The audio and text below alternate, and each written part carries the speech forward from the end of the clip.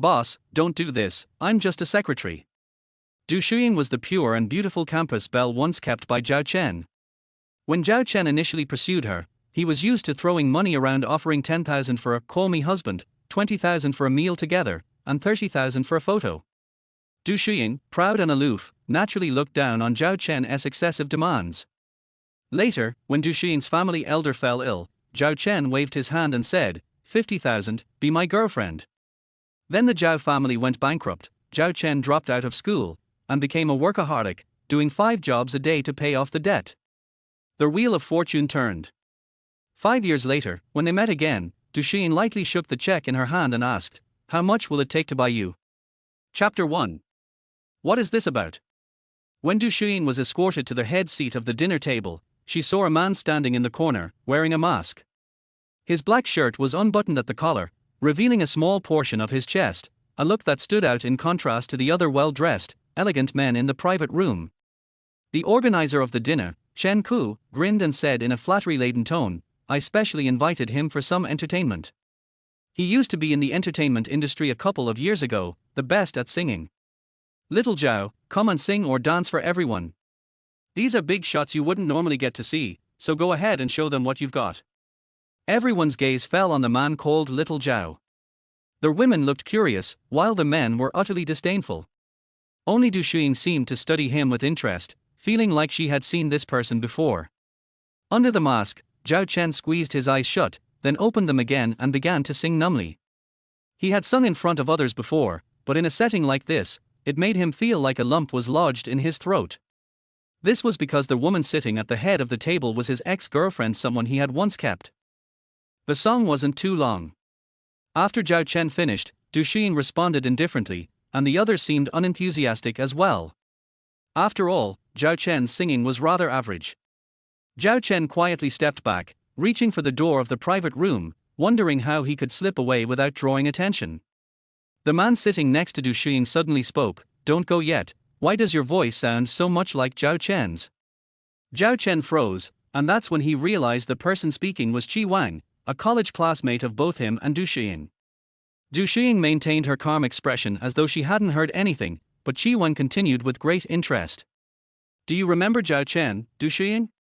He was the rich second generation who relentlessly pursued you back in school. I heard he went bankrupt later, dropped out of college, and joined the entertainment industry.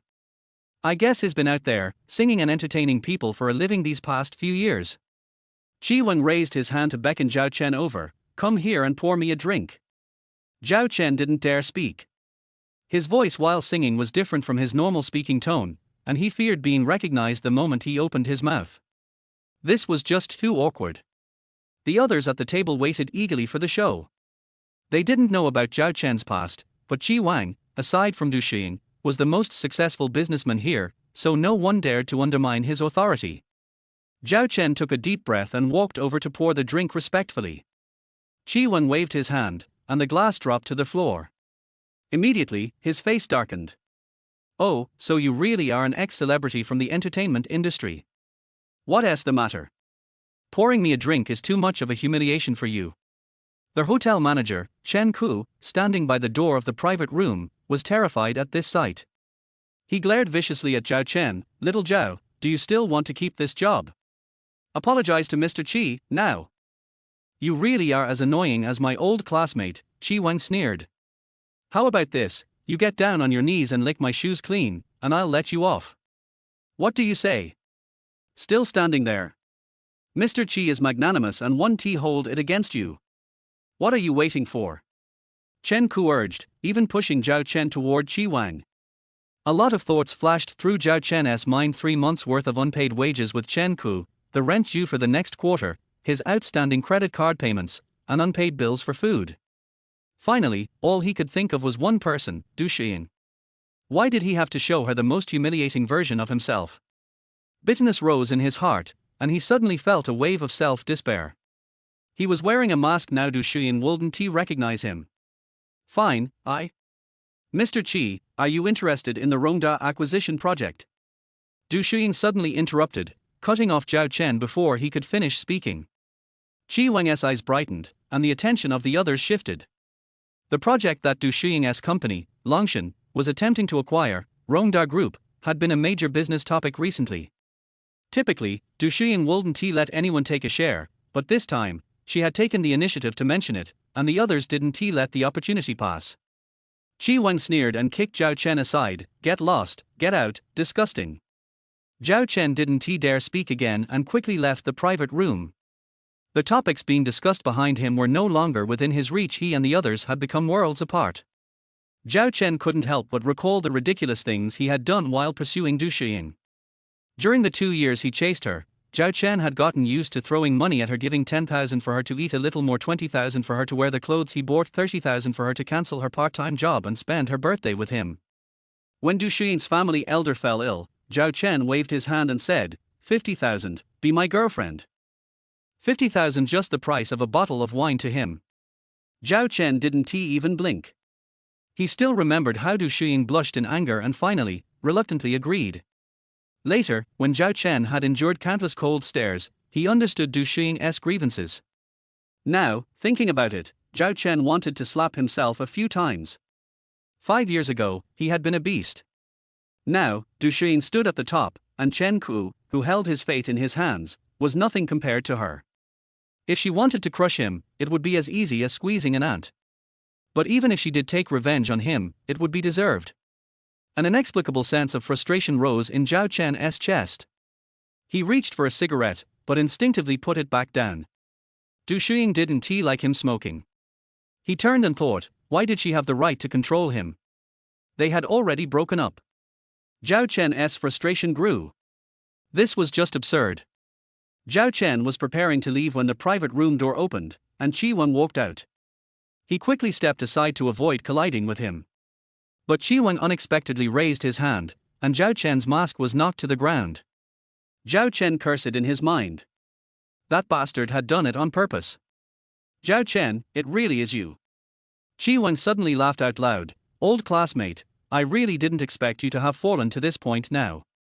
If you had known this would happen, why did you do it in the first place? I'll show you a clear way. If you kneel down and kowtow to me now, I will give you 200 yuan. What do you think?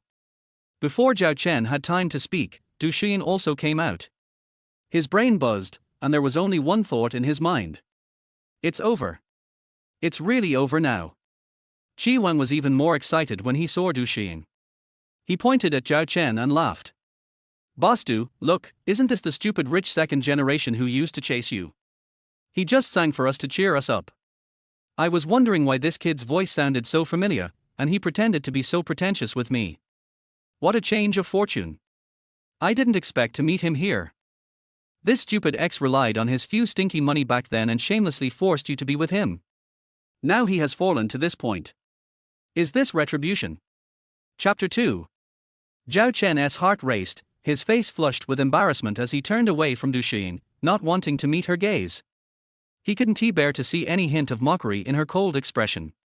Finally, Shiying spoke. She glanced at Wang and said nonchalantly, don't waste time on insignificant people. The insignificant person was, of course, Zhao Chen. Wang nodded in agreement.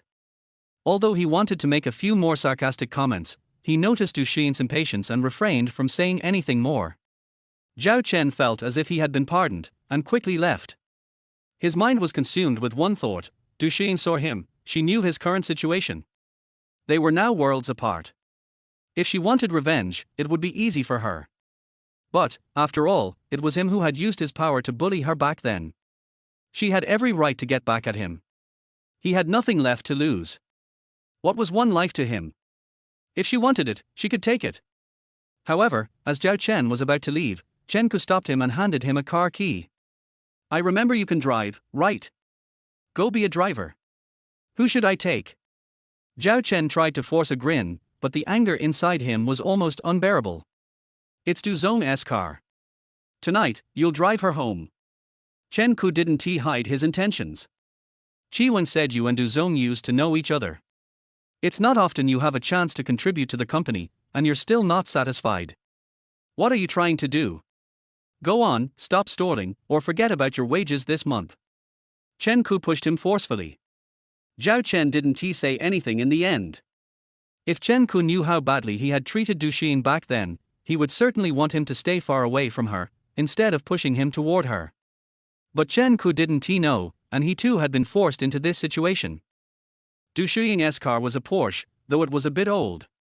Zhao Chen remembered he used to have the same car, the one he liked the most.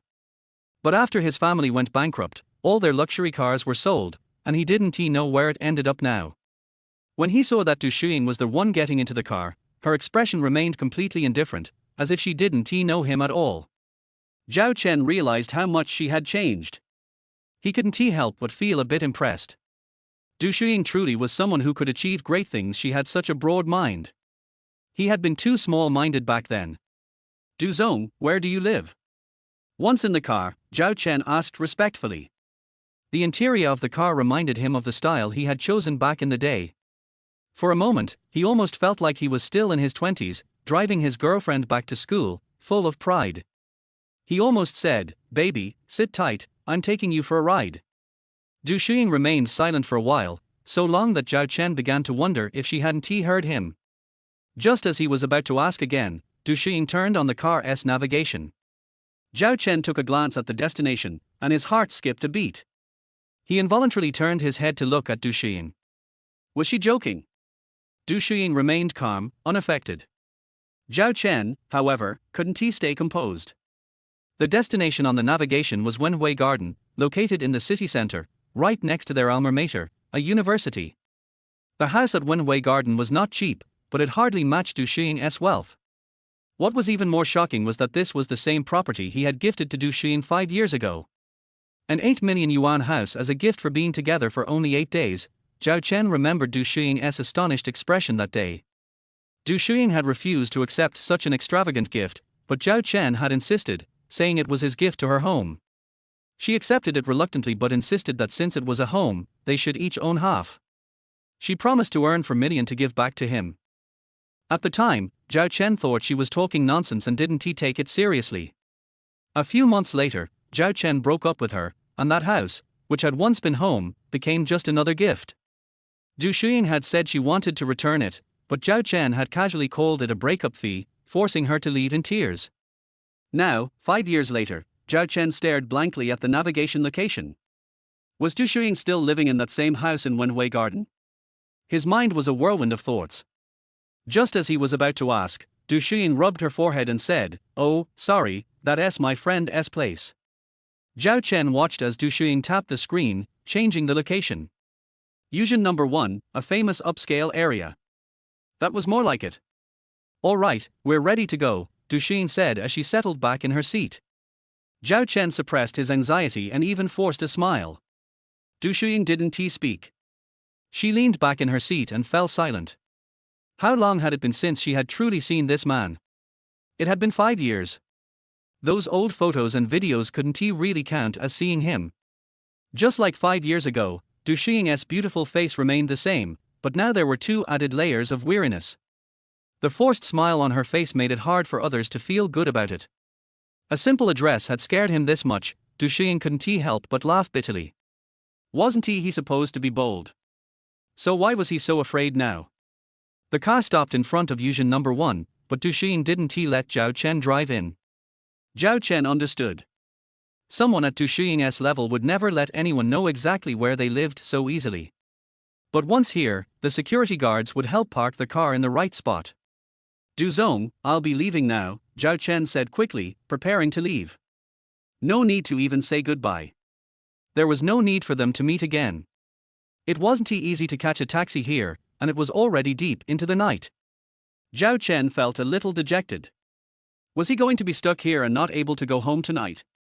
Perhaps he had had a bad night, but just when Zhao Chen thought things couldn't get worse, he finally caught a break. Within 5 minutes, a taxi pulled up beside him. Zhao Chen smiled and immediately got into the car. But when he saw the 200 yuan taxi fare when he got home, he felt a pang of regret. 200 yuan, how long would he have to work for those capitalist dogs to earn that back? Today was a huge loss. Du Shiying watched Zhao Chen walk away, saw him get into the taxi, and then turned the car around to head back to Wenhui Garden. She hadn't had any alcohol. Getting Zhao Chen to drive was just an opportunity to spend some time alone with him. It seemed that he was even more timid than she had thought. Yes, she did own property at Yushan number 1, but she didn't live there. She still lived at Wenwei Garden, the same place where a certain fraudster had promised to give her a home. Meanwhile, back at home, Zhao Chen opened his phone. The long quiet class group chat was now buzzing with activity. Apparently, Du Shiying's return to the country and her rise as a new business tycoon in City C was no longer a secret. The classmates were discussing it excitedly, with some almost spilling over with excitement from just watching the drama unfold. Do you think now that Du Shiying is so powerful, Zhao Chen's life is going to be miserable? Well, of course. Someone angrily replied, what is Zhao Chen even worth? Back then, just because his family had a little money, he bullied people everywhere. He even took advantage of the situation and forced Du Shiying to be with him. Doesn't he think about whether he deserves it? Chapter 3. Well, it's karma. He just broke up with his goddess, and now his family is bankrupt. He didn't even finish college. I wonder where he is begging for food now. Du Shiying definitely won't let Zhao Chen off their hook. We just need to sit back and enjoy the show. Shiying then elaborated on everything that had happened today, adding more fuel to the fire in the group chat. He emphasized just how miserable Zhao Chen had been. Feigning sympathy, Shiying said, if I were as embarrassed as him, I'd rather die. What is the point of living like this? The classmates were even more excited, fervently expressing regret that they weren't there in person to see Zhao Chen's misery. They didn't even realize Zhao Chen himself was still in the group.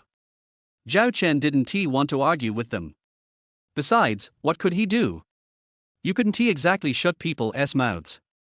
A sleepless night followed. The morning was tough for workers, especially for Zhao Chen, who had not only embarrassed himself in front of his ex-girlfriend but also wasted an extra 200 yuan on a taxi. Zhao Chen hurried to punch in with his breakfast bun in hand. He hadn't even taken a bite when he was called into the office. Chen Ku greeted him with a smile that wrinkled his face. Xiao Zhao, come on, come sit. Zhao Chen took a deep breath, the unpleasantness killing his appetite for breakfast. Manager, what do you need? Please, tell me, Zhao Chen said. Chen Ku, already looking sleazy, grinned even more creepily. Xiao Zhao, you know I've always treated you well.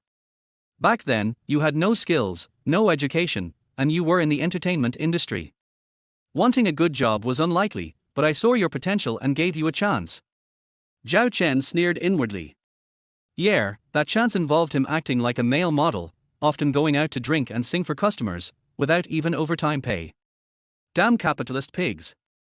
Chen Ku finally got to the point. You sent Du Zong back last night, did anything happen? No, nothing happened, Zhao Chen replied seriously, his aura darkening. Chen Ku clearly wanted to use him to get at Du Shiying, but Zhao Chen wouldn't let that happen. Zhao Chen quickly said, I used to know Du Zong, but that was because I offended her. If I keep showing up in front of her, we might not even keep this small company. He thought that would stop Chen Ku from pursuing any ulterior motives, but he was wrong. Chen Ku didn't believe him and shrugged. Then why did Du Zong just call and say she wanted to transfer you to her company? Transfer? Zhao Chen was stunned. What was going on? You don't know.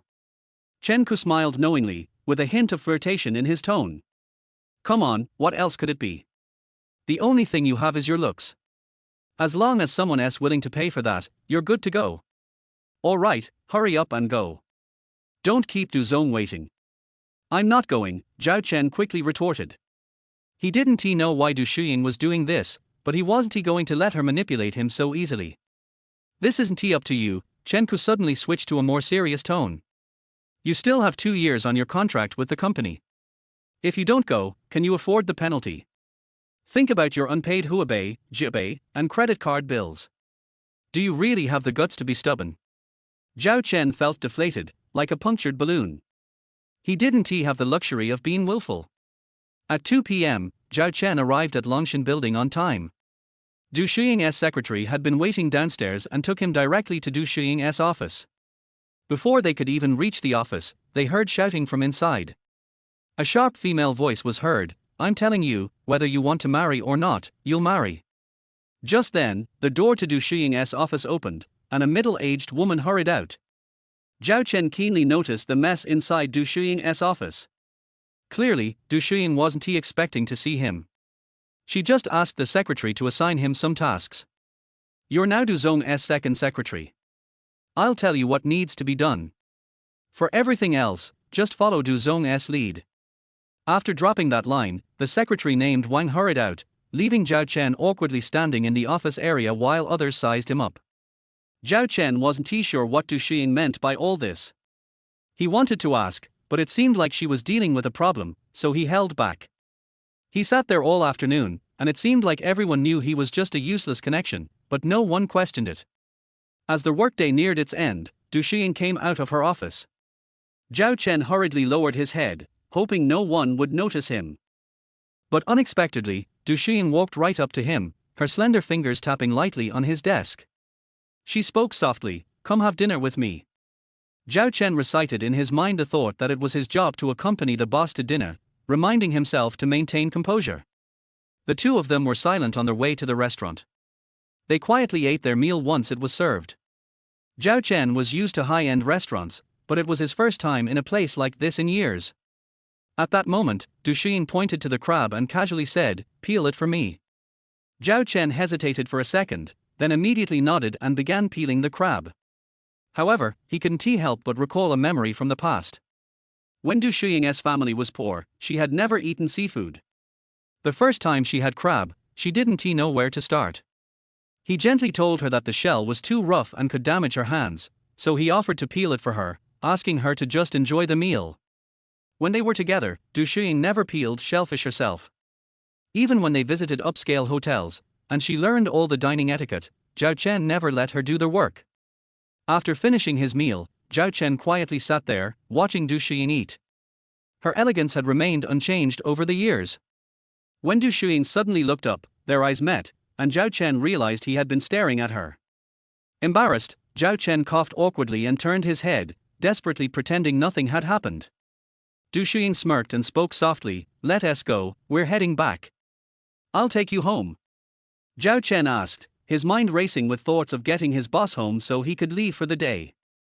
But to his surprise, Du Shiying shook her head. "Not yet. You'll take me home, and then you're staying for overtime." "Overtime?" "It's already 7 p.m., Zhao Chen said, a bit helpless. She was truly a workaholic. No wonder she had built such a massive empire. "Then you're working hard, Du Zhong," Zhao Chen chuckled, but Du Shiying shook her head. "It's not just me. It's you too." Chapter 4. What? Zhao Chen's eyes widened in shock. He didn't have any tasks at work, so why did he have to work overtime? Du Shiying said, as if it was the most natural thing in the world, "You're my secretary, so naturally, you'll leave when I leave. But don't worry, there's overtime pay 3 times the normal rate." These words greatly reassured Zhao Chen's fragile heart. He immediately agreed, thinking that since he was a lonely single man with nothing to do at home, it would be better to stay at the office and save on air conditioning fees. With that in mind, Zhao Chen stopped resisting and pretended to be willing to work overtime for the company until he dropped.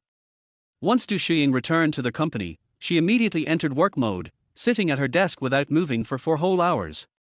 After Zhao Chen had watched 2 movies out of sheer boredom, he realized that it was already late at night. He couldn't let the boss continue working overtime. Steeling himself, Zhao Chen went to Du Shiying's office door, just as he saw her raise her head, pressing her hand against her neck, her delicate brows furrowing in discomfort. Zhao Chen almost couldn't control his instincts and stepped forward, but he stopped himself just in time. If this had been 5 years ago, he would have quickly walked behind Du Shiying, massaged her shoulders and neck, and firmly told her to stop working, as she needed rest. But now, Zhao Chen clenched his teeth and said, "Ms. Du, it's already late. Shouldn't you be heading home?" Take me home." Du Shiying stood up, but just as she was about to walk past Zhao Chen, she suddenly staggered and nearly fell forward. Zhao Chen had no time to think and instinctively caught her tightly. Du Shiying's long hair brushed against Zhao Chen's cheek, and his body uncontrollably shuddered. The intense shiver almost made him forget where he was, but once he steadied Du Shiying, he stepped back awkwardly. "I'm sorry, Ms. Du, I didn't mean to." "It's fine, thank you." Du Shiying clearly wasn't upset with Zhao Chen. The two left the company and headed to Du Shiying's home. Zhao Chen's mind kept replaying the embrace, if it could even be called an embrace. When they arrived at Du Shiying's house around midnight, she casually said, "It's late." You should stay here tonight. That would be too inconvenient. I can't do that. I need to go home. Zhao Chen was flustered and hurriedly refused. How could he possibly stay at Du Shiying's place? That was absolutely out of the question. His reaction was almost as if he were a good girl being eyed by a sleazy guy, and Du Shiying was helpless. What are you thinking? There are plenty of rooms here. Of course, you can stay. Indeed, with such a large house, there was plenty of space for Zhao Chen. But Zhao Chen just didn't want to stay. Before he could reject her again, Du Shiying said sternly, "Enough. Don't say more. Just pick a guest room. We have to wake up early for work tomorrow." Du Shiying said this as she stomped up the stairs, her heels clicking loudly. She was clearly angry. Zhao Chen looked at the front door, almost wanting to escape. The grand mansion, which others might long for, felt like a den of tigers and dragons to him. Du Shiying stood on the second floor, her figure half hidden in the shadows, watching Zhao Chen struggle with his decision. Du Shiying thought to herself, if you leave now, you'll regret it. In the end, Zhao Chen didn't dare to leave. He reluctantly picked a guest room and stayed there. Lying in bed, Zhao Chen couldn't fall asleep for a long time. He never expected that one day, he would be sleeping under the same roof as Du Shiying. But he still couldn't understand why she was doing this. She had brought him into her company, paying him a handsome salary to do nothing, letting him stay idle and do no work at all. Was she trying to keep him as her kept man? No, that couldn't be it. Zhao Chen quickly dismissed that narcissistic thought. He wasn't worthy of that. With Du Shiying's current status, there was no reason for her to waste time on someone like him. In a daze, Zhao Chen fell asleep, and when he woke up the next morning, it took him a few minutes to realize that this wasn't a dream. He really had spent the night at Du Shiying's house. It was surreal, but the surreal part wasn't over. As Zhao Chen stepped out of the room, he found Du Shiying already sitting at the dining table with breakfast for two. Her calm demeanor made it seem as though this scene had happened countless times before. "Come eat breakfast," she said. This scene was so overwhelming that Zhao Chen couldn't fully recover from the shock until after finishing his meal. "Was it good?" Du Shiying asked. Zhao Chen nodded, but in truth, the shock was too much, and he couldn't even taste the food. Du Shiying seemed to smile slightly before getting up and leaving. Suddenly, Zhao Chen realized where did this breakfast come from. Could it be that Du Shiying made it herself? Impossible. She wouldn't do that. She could easily get rid of him without needing to poison him.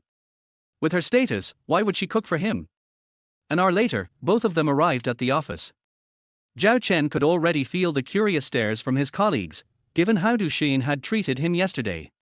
However, Zhao Chen was used to such stares and didn't mind. He thought that he would have another idle day, but to his surprise, Du Shiying personally assigned him tasks early in the morning. Not only that, she asked him to move into her office and sit beside her to work. Back in college, Zhao Chen had loved sitting next to Du Shiying while she studied. He called it studying together, but in truth, he just wanted to be close to her. But now, what did this mean? Zhao Chen's mind was in turmoil. What was Du Shiying doing? Why was she acting this way? Was this some new method to manipulate him? Zhao Chen's thoughts were unknown to Du Shiying, or if she did know, she didn't show it. The morning passed quickly. At lunchtime, Du Shiying didn't go out to eat. Secretary Wang ordered food and had it delivered to the office, including a portion for Zhao Chen. Zhao Chen could no longer deceive himself into thinking that everything was normal. Otherwise, why didn't Secretary Wang eat with them? Frustrated, Zhao Chen finally spoke up, "Ms. Du, is this really appropriate? What's wrong with it?" Du Shiying replied nonchalantly, clearly not seeing any issue with the arrangement. Zhao Chen's scalp tingled with pressure as he said, "I'm just an ordinary employee. I can't stay in your office all the time or eat with you. I'll go out and eat." He said this as he tried to sneak away. Internally, he was desperately hoping that Du Shiying wouldn't be upset. Du Shiying didn't respond, and just as Zhao Chen was about to reach the door, she stopped him, "Come here." Zhao Chen sighed internally. He couldn't escape now. Reluctantly, Zhao Chen walked back to Du Shiying's side. Du Shiying calmly looked at him. She didn't say anything, but Zhao Chen felt the pressure from her gaze. He lowered his head, avoiding her intense stare. Finally, Du Shiying spoke, I'm getting married. Chapter 5. What? Zhao Chen suddenly raised his head and stared at Du Shiying. He had thought about what this person would say before. They were all questions about whether to have dinner together, but he didn't expect her to say that she was getting married. But even if she was getting married, what did it have to do with him? Everyone has to get married. Du Shiying is now in her prime and has a successful career. What's wrong with getting married? But why tell him this? Isn't he just a secretary? What qualifications does he have to control whether the boss gets married or not? Also, weren't they talking about whether to have dinner together?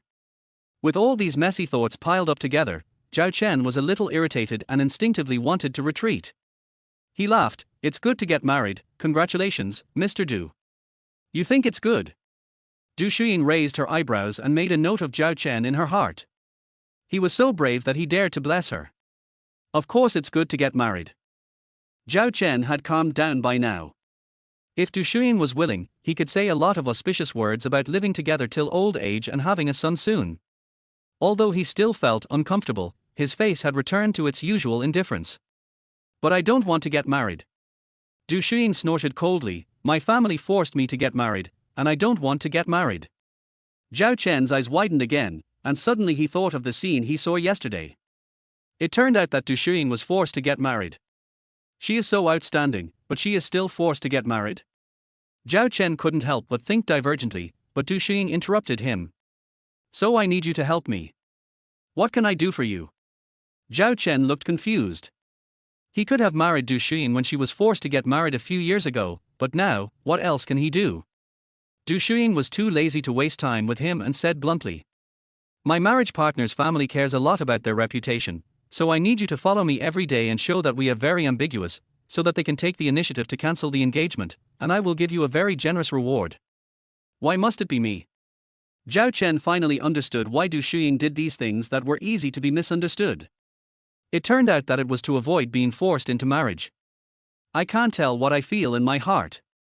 This answer is much better than her deliberately making trouble for me. But why must this person be him? Have you forgotten what you did to me back then? Du Shiying smiled softly, 500,000, let me be your girlfriend, how much are you worth now? Du Shiying took out a check and put it in front of Zhao Chen, here is a blank check, fill in how much money you want. Du Shiying turned her head away, I chose you only because we had a relationship before, and if my ambiguous object is you, it will be more convincing. Otherwise, if I just find someone to be ambiguous now, my family will definitely not believe it. Du Shiying's words are reasonable and well-founded, and Zhao Chen can't easily refute it. It's just that after many years, Zhao Chen finally experienced Du Shiying's embarrassment back then. He is really a beast. Why don't you die if you use money to pressure people? Zhao Chen was interrupted by Du Shiying before he could finish his words. Du Shiying casually said, if you are not satisfied with the conditions, you can ask for them. As for rejection, don't say it. I want to say, I agree. Zhao Chen spoke bitterly, and returned to his laughing face. Who would refuse such a good thing? President Du is generous, and I am not stupid. Besides, it is my blessing to have a scandal with President Du, Zhao Chen couldn't help but said in the face of Du Shiying's increasingly cold face, saying that he was extremely flattering. I was young and ignorant before, and did some things that were not worthy of being on the stage. President Du is generous, please don't bother with me, and just tell me if you need me in the future. Zhao Chen said and walked out of the office quickly. It is always difficult to tell the truth. From the first time he saw Du Shiying, he wanted to apologize. He was wrong about what happened back then. Du Shiying finally smiled until Zhao Chen walked away. Fool. Do you really think that there is still someone who can force her now? It's just a show for him to see. Zhao Chen, how can I make you take the bait if I don't do this? You should apologize, but not this. After hiding on the rooftop for half an hour, Zhao Chen finally felt hungry slowly. When he returned to his workstation reluctantly, he saw several lunch boxes on it. Secretary Wang casually said, eat quickly, and go to President Du's studio after eating. Zhao Chen sighed secretly and buried his head in eating in the eyes of everyone. 10 minutes later, Zhao Chen sat next to Du Shiying again, watching her handle their work with ease. An afternoon passed by in a flash. Before leaving get off work, Du Shiying said, there is a class reunion in the evening, you come with me. What class reunion? Zhao Chen was a little confused, and heard Du Shiying say, college class reunion. Zhao Chen turned on his mobile phone, and sure enough, those people were clamoring to hold a class reunion. They kept tagging him, asking him if he didn't dare to go. Forget it, it's better for me not to show up in such occasions. Zhao Chen shook his head and laughed twice at himself. Du Shiying frowned. I'm not informing you, not asking for your opinion. That won't work either. This is not a class reunion, this is simply sure a hell. Zhao Chen still didn't want to go, and took 2 steps back, as if he would rather die than go to the class reunion. Du Shiying looked at Zhao Chen and found it a little funny, but her face was still cold. 10,000, go with me. No. Zhao Chen said he was a secretary with principles. Second secretary. 20,000. Du Shiying raised 2 fingers. No. It's my time to get off work in the evening, you can't squeeze out my surplus value. Okay, I'll go by myself. Seeing that Zhao Chen really didn't want to go, Du Shiying gave up on asking for a price. Well, actually 20,000 is also fine, VX or ZFB. Zhao Chen got anxious when he found that Du Shiying stopped raising the price. He was still thinking about cheating more big dogs. Why didn't he raise the price? Du Shiying turned her head away and ignored the payment code on Zhao Chen's phone, and said lightly, it's too late, I don't have money to go now. You can't do this, you just agreed.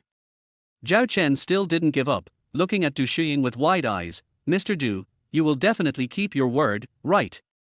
Throw money at him. Throw money at him quickly, let him enjoy the feeling of being thrown at by money. Just now was just now is now, not only do you have no money now, but you still have to go. Du Shiying tried hard to hold back her laughter. She hadn't felt so relaxed for a long time. Perhaps this feeling only exists when she is with Zhao Chen. Okay. Although Zhao Chen was a little unwilling, he has always been a man who keeps his word, and it is impossible for him to agree and then regret it.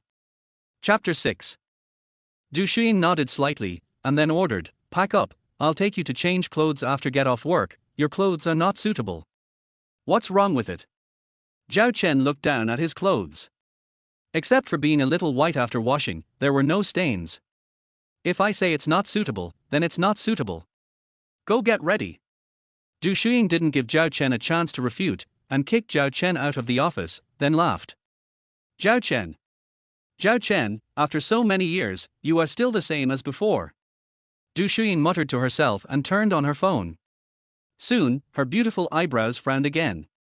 In the class group, the crusade against Zhao Chen continued. Zhao Chen, I know you are watching, why don't you say something? Weren't you very capable in college? Why don't you dare to say anything now? Yes. Zhao Chen, please say something if you are coming or not, we can count the number of people and arrange the seats then. Don't ask Zhao Chen, he is a busy man now, he probably has to sell PG in the evening, how can he have time to party with us? But the next second, she suddenly laughed. Zhao Chen replied in the class group, my appearance fee is very expensive now, how about you guys join forces, I will give you 20% off. How much can your appearance fee be? I paid it all by myself. Shiying tagged Zhao Chen. 99, 20% off is 88. Shiying initiated a transfer to Zhao Chen, the amount is 100 yuan. I will transfer 100 to you directly, and the rest of the money will be a tip. Shiying noted after the transfer. However, Zhao Chen did not receive the money for a long time. Shiying, take it. It's not the first time you see such a large sum of money, so you don't dare to take it. When Shiying said this, there were countless laughs below. But then, Zhao Chen's message appeared mixed with laughter. I forgot to mark the unit is W, thank you for the 120,000 tip, Boss Chi, transfer it, Boss Chi. The class group was instantly stagnant, and the messages criticizing Zhao Chen came one after another. Even with Du Shiying's eyesight of 10 lines at a glance, it was a bit overwhelming. But something that shocked Du Shiying even more happened. Zhao Chen was actually replying to these words criticizing him at a fast speed, not only replying quickly but also without repeating. With this hand speed, he has not been single for all these years, right? Du Shiying felt that it was very likely, and her mood became more cheerful. She also wrote a line in the class group, everyone stop arguing, Zhao Chen will go tonight. The class group was stagnant again, and this time the silence lasted for a minute. Even Zhao Chen, who was typing furiously on an antique computer and preparing to express his beautiful Chinese to the fullest, was stunned. What is Du Shiying doing? Huh? When it was time to get off work, Du Shiying pushed open the office door on time. At some point, she had already changed into a set of casual clothes and walked out. Looking at Du Shiying, who was lazy but capable, Zhao Chen silently gave her a score. If Du Shiying's previous OL suit was 98 points, her current casual clothes were only 88 points. There was no other reason, it was simply because there were no exposed white legs, so points must be deducted. Driving Du Shiying to the designated location, Zhao Chen did not want to get off the car. What's wrong? Du Shiying glanced at him. You just cursed so much in the class group, now you don't dare to go. Or I'll wait for you here. I'm afraid I'll be eaten alive if I go up. Zhao Chen did not lie. He just cursed all the people in the class group with their 8 generations of ancestors as the radius. Now if he goes to the party, it would be strange if these people don't fight him to death. If I had known this would happen, I wouldn't have done it in the first place. You have to go whether you want to or not. Du Shiying said coldly, but the corners of her mouth inadvertently curled up slightly. It's a pity that Zhao Chen didn't catch this scene, otherwise he would never agree to the other party like now. Zhao Chen nodded as if he accepted his fate, and got off the car with a dejected look. The wind is whistling and the ishui is cold. Once Zhao Chen leaves, it will be hard to come back. A little surprise flashed in Du Shiying's eyes. Although this word is very common and is also in the ancient poems that college entrance examination candidates must memorize, it is impossible for Zhao Chen, who went to college but is as thin as a fish, to know it. Has the other party been studying secretly in the past few years without telling me? The more Du Shiying thought about it, the more she felt that this was the case, and her eyes could not help but shine when she looked at Zhao Chen. And Zhao Chen just wanted to say, I am a thief, Jingku. I took the bag and killed people. Don't sigh, go change your clothes first, there is a shopping mall downstairs in the hotel. Du Shiying walked towards the elevator without looking back, and Zhao Chen followed her step by step. Entering the mall, Zhao Chen was immediately scared by the big brands gathered here and wanted to leave. The slightly larger storefronts are basically luxury brands. In the corners of the major luxury brand stores, there is occasionally an inconspicuous light luxury store. Although these stores are not big, the expensive prices of the items in them make Zhao Chen want to die. Even a piece of clothing that doesn't look like it has much fabric costs at least for figures. After walking around the mall, Du Shiying let Zhao Chen choose by himself, and she walked quickly towards the bathroom. Looking at the direction where Du Shiying left, Zhao Chen muttered, it turns out that fairies can also poop, so disgusting. Then he looked for the cheapest brand in the mall. As for how he distinguished them, it was very simple. After all, he was also a rich second generation before, and he was not unfamiliar with these luxury brands. As long as he had never heard of or seen them, and the storefronts were remote and narrow, the prices must be relatively cheap. Finally, in the most inconspicuous corner of the mall, Zhao Chen found a store called Spapser. Even though he didn't understand the meaning of this string of English. The clothes in the store were gorgeous but not messy, and there was no one except the only 2 shop assistants. At this time, a male shop assistant was sitting on the sofa playing with his mobile phone crazily, and various battle reports came from the speakers from time to time. When another female clerk saw Zhao Chen coming in, she looked at him frivolously and continued to watch Douyin. Zhao Chen was no longer surprised by this kind of clerk who looked down on others. He picked up a set of clothes and was immediately shocked by the price. This little piece of tattered clothes actually cost him 6 figures. Now Zhao Chen finally understood the meaning of that string of English, a black shop. Zhao Chen quickly put the clothes back and prepared to leave the store. He suddenly felt that the store where a piece of clothing only cost 4 figures was pretty good. At the same time, the male clerk who was originally sitting in the corner suddenly said, fuck. These pig teammates. Then he looked at Zhao Chen, you came in to look at the clothes but didn't buy them. You just touched that piece of clothing. If you don't buy it, you have to pay the depreciation fee. It was obvious that he was going to vent his anger on Zhao Chen. Chapter 7. I'm not a buddy, and the clothes are not women. You want me to be responsible for touching them? Zhao Chen was stunned. Are the reasons for black shops to overcharge customers so absurd now? The male clerk was also stunned by Zhao Chen's abstract remarks. But then, he stood up and glared at Zhao Chen. Then you are right. If you touch the clothes in our store, you have to be responsible. As he said, he took the clothes off, checked the clothes, and pointed at a thread that was worn out at some point. "Look, you have damaged this here, just tell me whether you will pay for it or not." This was also the first time Zhao Chen saw such an incredible operation. But he only paused and walked out. "It's none of my business. What's the difference between you and using a lantern to determine the damage? If you really think that the clothes have been damaged by me, call the police. Otherwise, don't bother me, I have something else to do." The female clerk who was watching Douyin saw that Zhao Chen wanted to leave, and quickly blocked the door. "Don't think about leaving if you don't pay for it. They all eat on a basic salary. Although the commission is high, they basically sell only a few pieces a month." Seeing that Zhao Chen seemed to be a soft persimmon, he cooperated with the male clerk. Zhao Chen was amused by the two clerks' coquettish actions, so he simply didn't leave. He wanted to see what tricks the other party could do next. "Even if you compensate us for 5% of the original price of the clothes, the original price of this clothes is 128,000. I will give you a zero, and you just need to compensate us 6,000. Yes. If you don't pay, we will call the police and arrest you." 6,000.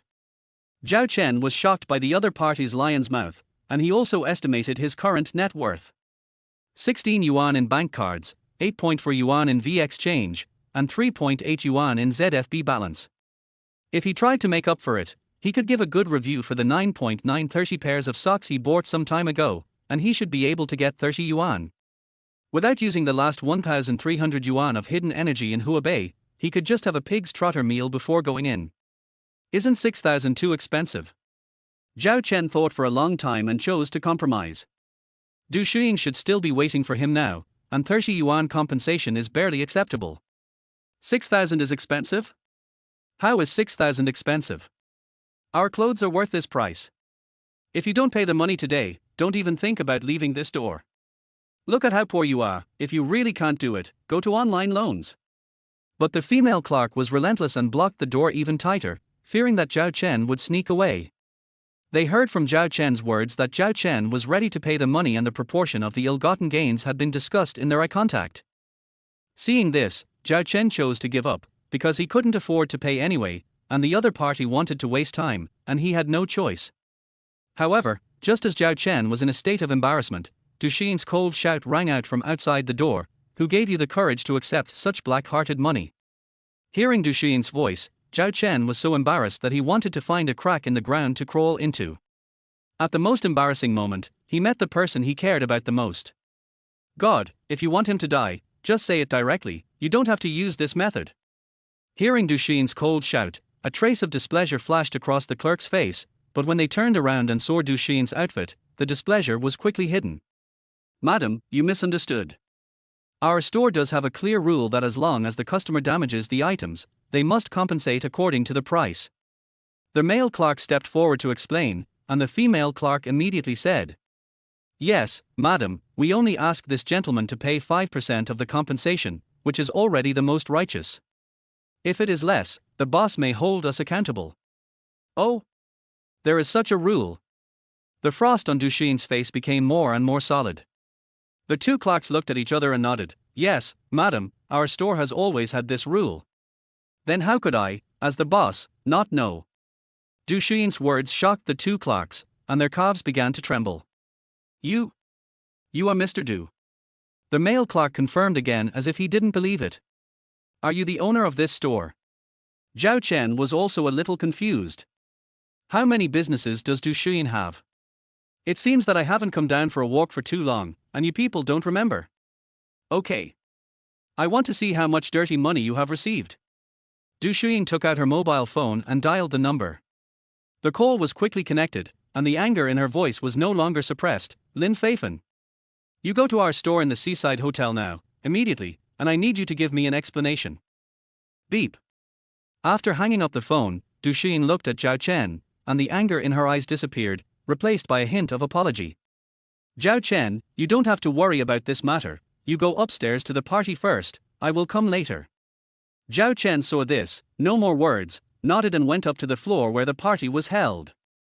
At the invitation of the receptionist, Zhao Chen entered a private room, where 7 or 8 men and women were sitting, surrounding Qi Wan and flattering him. "Boss Qi, I heard that Boss Du asked you to join the acquisition of Rongda.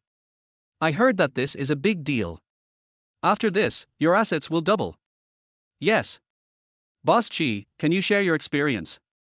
How did you get Boss Tu to agree to let you join?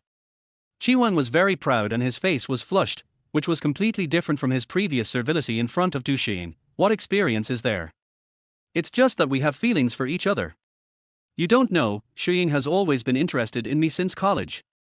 You didn't see it. Chi Wang said, his eyes unconsciously glanced out the door, and happened to see Zhao Chen, who was about to find a small corner to hide. He raised his voice and glared at Zhao Chen. It's just because of a bastard who forced Shiying to be with him from beginning to end, otherwise we might be a good story now. Following Chi Wang's gaze, the classmates all saw Zhao Chen, who was about to reach the invisible time. Forced to show up, Zhao Chen's face was full of helplessness. Sure enough, being handsome is also a kind of trouble, and you will attract attention wherever you go. Seeing Zhao Chen, the classmates all flashed disgust on their faces, and then someone mocked, "Hey! Zhao Chen, you actually dare to come here, can't it be because of what President Du said in the group that you want to come here to find a sense of existence?" The person who spoke was named Liu Yu, who was Zhao Chen's class monitor in college and a woman who wanted Zhao Chen but couldn't get him.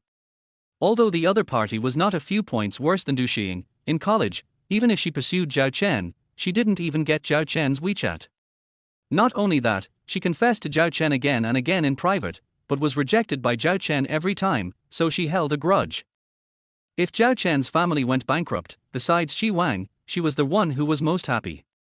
The former was simply jealous, while she simply wanted to see Zhao Chen in dire straits.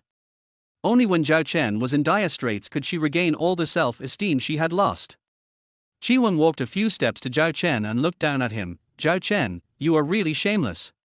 You knew Shiying would come, but you still dared to come. You don't want to get back the money you used to humiliate Shiying." Chi Wang said, raising his leg and kicking Zhao Chen. Zhao Chen didn't notice and was kicked to the ground by Chi Wang. Chi Wang seemed to be unsatisfied and spit on Zhao Chen. "Bar. Zhao Chen, you are a dog, get out of here as far as you can, I'm annoyed when I see you." Chapter 8. Zhao Chen was kicked to the ground, but no one came forward to help him, and the laughter became more intense. Mr. Chi is right. Zhao Chen is just a dog. He can only lie on the ground. Har har har. Bar. For a man like Zhao Chen, even if he is my dog, I still think he is dirty. In the crowd, Liu Yu was very happy to see Zhao Chen in such a state. Now she is being kept by Chi Wang. The monthly maintenance fee is at least 50,000 yuan. In addition, she is beautiful and usually takes some private orders. If she does not rest, her monthly income exceeds 6 figures. For a poor male model like Zhao Chen, she naturally looks down on him. Seeing Chi Wang's flushed face, Liu Yu taunted him with great insight. "Zhao Chen, do you still remember that you pursued me in college? After being rejected 3 times by me, you still pestered me. If I had been deceived by you at that time, I would probably be selling myself like you now." Liu Yu said, stepped forward and hugged Chi Wang's arm, and snuggled in Chi Wang's arms. "Fortunately, I finally met Brother Wang, otherwise I couldn't live such a rich life." Zhao Chen sighed secretly as he looked at Liu Yu's increasingly charming profile. Sure enough, the more beautiful a woman is, the more likely she is to lie.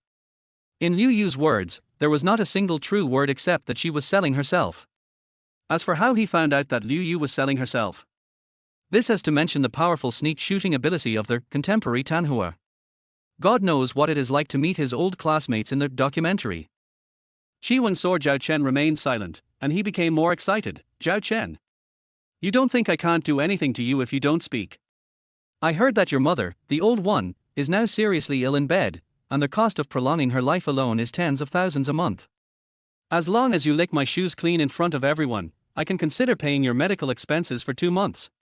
Isn't this job of licking shoes to make money cleaner than what you licked before?" After Chi Wang finished speaking, everyone laughed. They are no longer the innocent college students of the past, and they naturally understand the hidden meaning of Chi Wang's words. Looking at the leather shoes in front of him, the anger in Zhao Chen's eyes surged uncontrollably. Humiliating him is okay, but humiliating his family, he can't stand it. Zhao Chen wanted to get up, but was kicked down by Chi Wang again. "What's wrong? Do you still think you have dignity? Do you still think you are the rich second generation who can get whatever you want? Recognize your current status. You are just a stray dog on the roadside. It is my greatest favor to let you lick my shoes, Shiying said, spitting at Zhao Chen again. Seeing this, the other classmates who wanted to curry favor with Shiying also followed suit. Spit on Zhao Chen's face, he just wiped the spit on his face and looked at Shiying viciously. Others don't remember, but he still remembers that when Shiying's family business was on the verge of bankruptcy, the other party just slightly revealed the meaning of asking him to help, and he rushed to ask his father to help the other party. Even in the end, their family not only did not get any benefits, but also lost a large amount of working capital, almost covering the bottom of the other party's family business. Unexpectedly, with the passage of time, Shiying not only selectively forgot his previous help, but also humiliated him in public. That's enough. I think this dog has a broken spine and doesn't even dare to bite people. Shiying saw that Zhao Chen didn't react, and immediately lost interest. He hugged Liu Yu, and sat down at the table in the envious eyes of the classmates, but he didn't sit in the main seat. Seeing this, the other classmates also sat down, leaving the main seat vacant. This seat is reserved for Du Shiying. By the way, why hasn't President Tu come yet? Liu Yu helped Shiying to tidy up his clothes and glanced at the clock on the wall. They agreed to meet at 7 o'clock, but now it's already 7:10. Shiying frowned and looked at Liu Yu when he heard this. President Tu is very busy, and he must have been delayed on the way. We haven't seen each other for so long, so it doesn't matter if we meet for a while. Liu Yu had to shut up in dismay when she saw this. She had long seen that Shiying was still obsessed with Du Shiying and wanted to make a fuss behind her back, but she didn't expect Shiying to defend Du Shiying so much. Liu Yu's eyes were filled with jealousy. She and Du Shiying were obviously equally beautiful, so why did everyone try to please each other? Zhao Chen, the richest man in college, was like this, and now Shiying is still like this. Why did Du Shiying, a bitch, do this? On the other side, Zhao Chen sat on the ground for a long time, forcibly suppressing his desire to leave. Since he had promised Du Shiying that he would come to the class reunion, he would never break his promise. Standing up, Zhao Chen pushed open the door of the box and prepared to go to the bathroom to wash his face. He must not be seen by Du Shiying with his saliva and shoe prints all over his body. However, when Zhao Chen pushed open the door, he still ran into Du Shiying, who was walking towards him. Du Shiying looked up and down at Zhao Chen's embarrassed appearance, frowning. Zhao Chen, what did you do just now? Why are you so embarrassed? No. Nothing, I accidentally fell on the way here. Zhao Chen made up an excuse. Du Shiying didn't think much about it, nodded, and looked at Zhao Chen with a little disdain. Then you should take care of it quickly, you know, I don't like people who are too sloppy. Okay. Zhao Chen lowered his head and didn't dare to look at Du Shiying, and walked quickly into the bathroom to clean the stains on his body.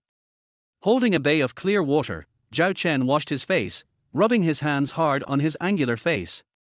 Because he had been pampered since he was a child, he has always been a clean freak. Even if his clothes are slightly dirty, he can't accept it. This is also the reason why his clothes, even if they are very worn out, are still spotless. Back in the private room, the banquet had already started. Du Shiying sat in the main seat and was complimented by everyone. One by one, her classmates stood up to toast her, but Du Shiying just took a sip of her drink. She herself didn't drink much, and would only drink 2 glasses when necessary. Obviously, the class reunion was not a necessary time for Du Shiying. As Du Shiying finished her drink, Zhao Chen was the only one left at the table who hadn't toasted him. Seeing this, Shiying once again mocked, Zhao Chen, after so many years, don't you have any sense at all? Everyone is toasting to President Tu, why don't you toast? Or do you look down on President Tu? Shiying's words were instantly echoed by his classmates. Why don't you toast to President Tu? The first person you should thank for letting you attend this class reunion is President Tu. Without her approval, do you think you can walk into this private room? Zhao Chen. I advise you not to be ungrateful, and quickly toast to President Tu. Chapter 9. Du Shiying felt a little uncomfortable with her classmates' words, but she didn't say much, just stared at Zhao Chen. She wanted to see how Zhao Chen would respond. Zhao Chen was embarrassed for 2 seconds, but still raised his glass. Everyone is right, without President Tu's approval, how can I attend the class reunion with my identity? Du Shiying's expression was instantly dim, and before she raised her glass in response, Zhao Chen drank a full glass of white wine. After the white wine went down her throat, the spiciness went straight down her throat, and her stomach was on fire.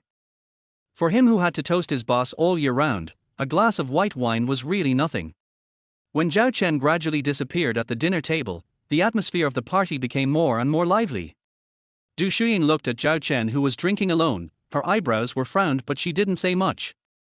She didn't understand herself now. On the one hand, she wanted to get closer to Zhao Chen, but on the other hand, she didn't want others to know their relationship. In her own words, she might just want to support Zhao Chen. After 3 rounds of drinking, the atmosphere was pushed to the extreme. At some point, Qi Wang's hand was carelessly resting on the back of Du Xin's desk and chair. Seeing this, the other classmates cast an ambiguous look. Although Liu Yu was a little jealous, she was very tactful to keep a distance from Qi Wang. She understood her current status. If she messed up Qi Wang's good things, she might be abandoned at any time. Du Xiying also felt Qi Wang's behavior, and resisted the discomfort in her heart. She didn't come forward to stop it. She wanted to see how long Zhao Chen could endure. Finally, under the influence of alcohol, Qi Wang became more and more bold, ready to quietly climb his fingers on Du Xiying's shoulders. "Boss Du, from today on, we are partners. From now on, I will go wherever you say." Qi Wang was only an inch away from Du Xiying's shoulder. "From now on, our Zhao group belongs to you, Boss Du, Longshan group." Finally, Zhao Chen exploded in silence. Bang! Zhao Chen slammed the table, his momentum suddenly changed, and he stood up and glared at Qi Wang. Qi Wang was shocked by Zhao Chen, and he once again felt the mountain-like oppression of Zhao Chen. But he is no longer the ignorant student of the past, and Zhao Chen is no longer the richest son who was high above. In his eyes, Zhao Chen is now just a dog. Even calling him a dog is considered to help him cross the class. He also had a high momentum and looked at Zhao Chen with contempt. What? The dog is ready to bite people when it is anxious. Du Xiying looked at Zhao Chen and felt her vision blurred. The figure of Zhao Chen in the past gradually overlapped with the present. Zhao Chen is still the same Zhao Chen. Although he has been smoothed by life, he still has his own pride.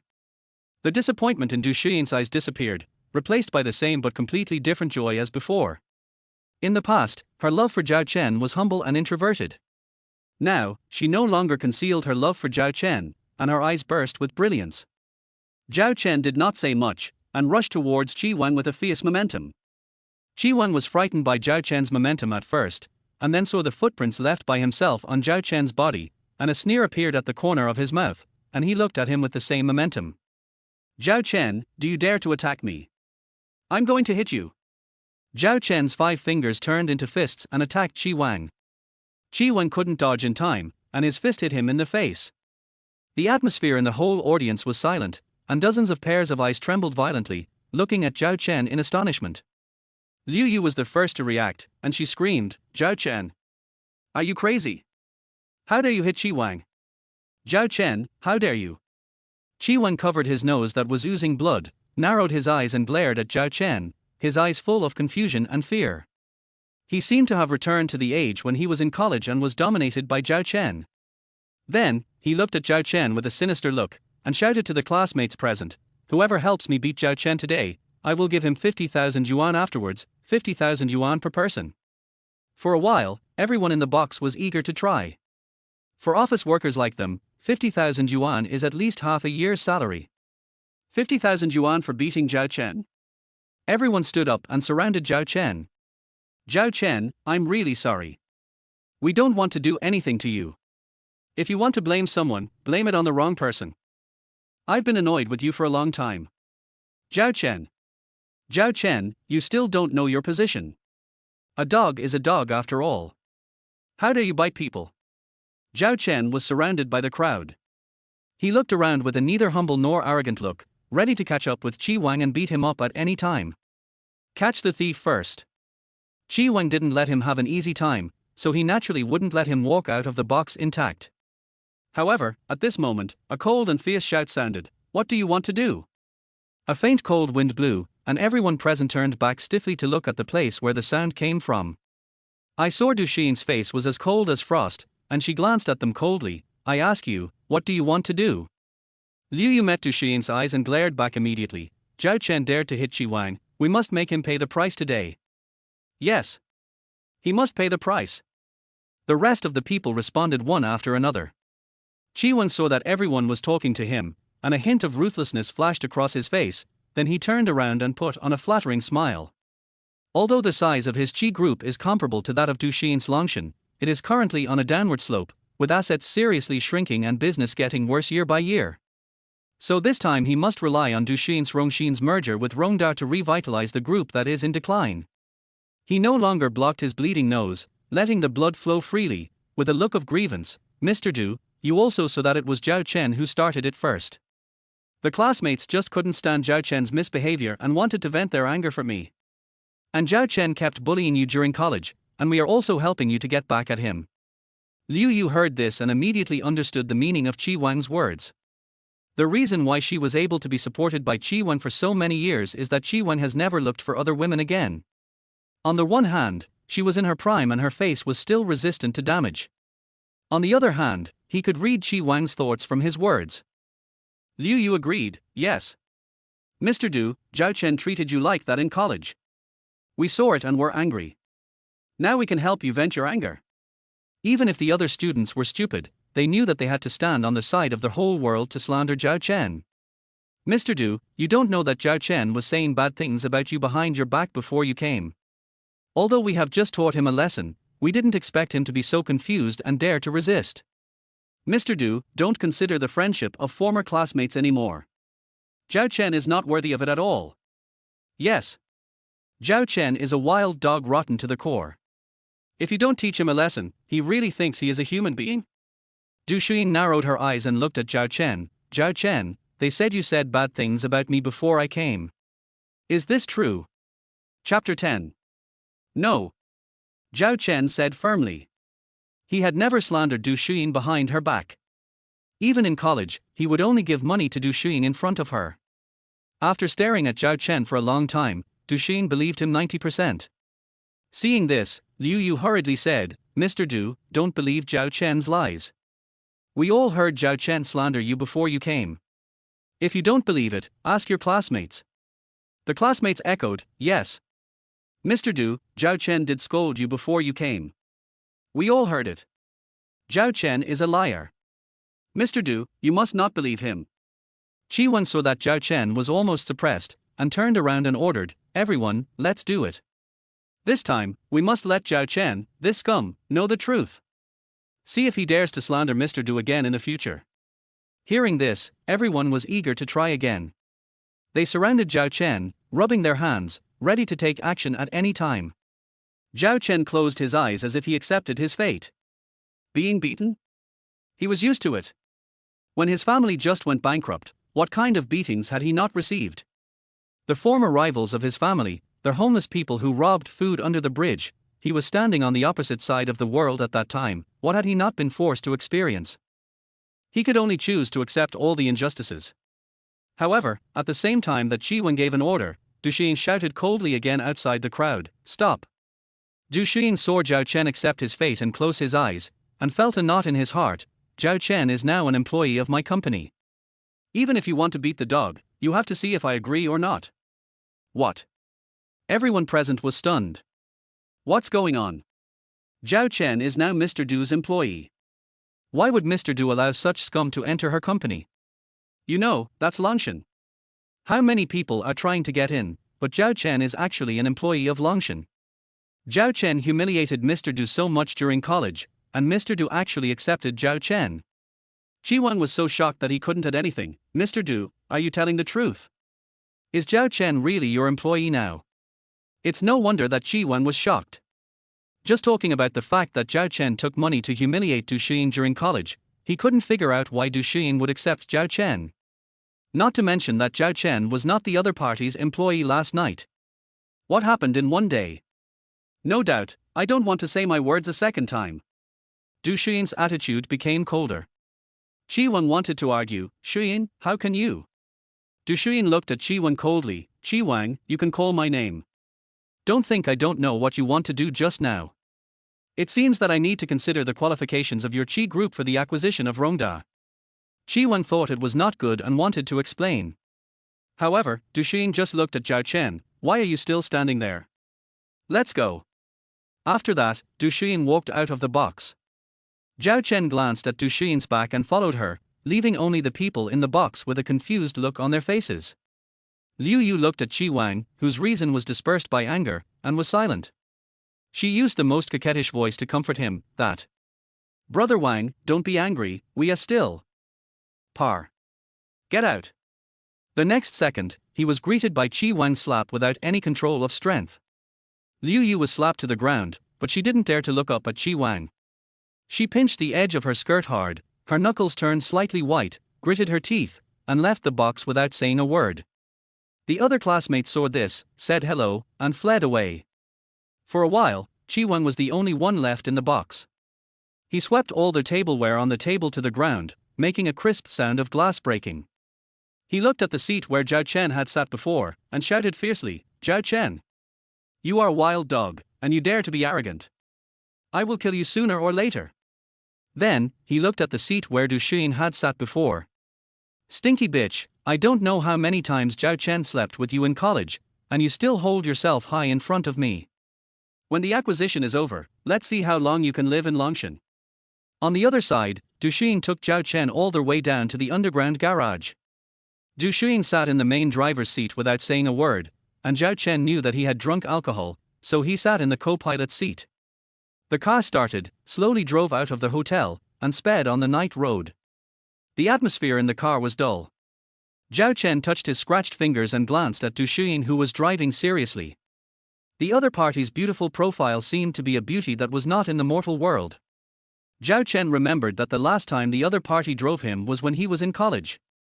At that time, he knew that Du Shiying did not have a driver's license, so he forced the other party to sign up and promised to give him 50,000 after getting the license. But the other party failed the second subject twice in a row. He did not hesitate at all and hired a coach from the most famous driving school in the city to train Du Shiying for a week. It was under this high-intensity training that Du Shiying finally got a driver's license. From then on, in order to make the other party dare to drive and know how to drive, Zhao Chen spent money to pay the other party to drive every time he went out. As the car slowly stopped, Yuzhen number 1 arrived. Du Shiying got out of the car and glanced at Zhao Chen. "Why are you still standing there? Follow me." Zhao Chen struggled violently in his heart, but still followed. Entering the villa, Du Shiying hurried upstairs, and Zhao Chen sat down on the sofa.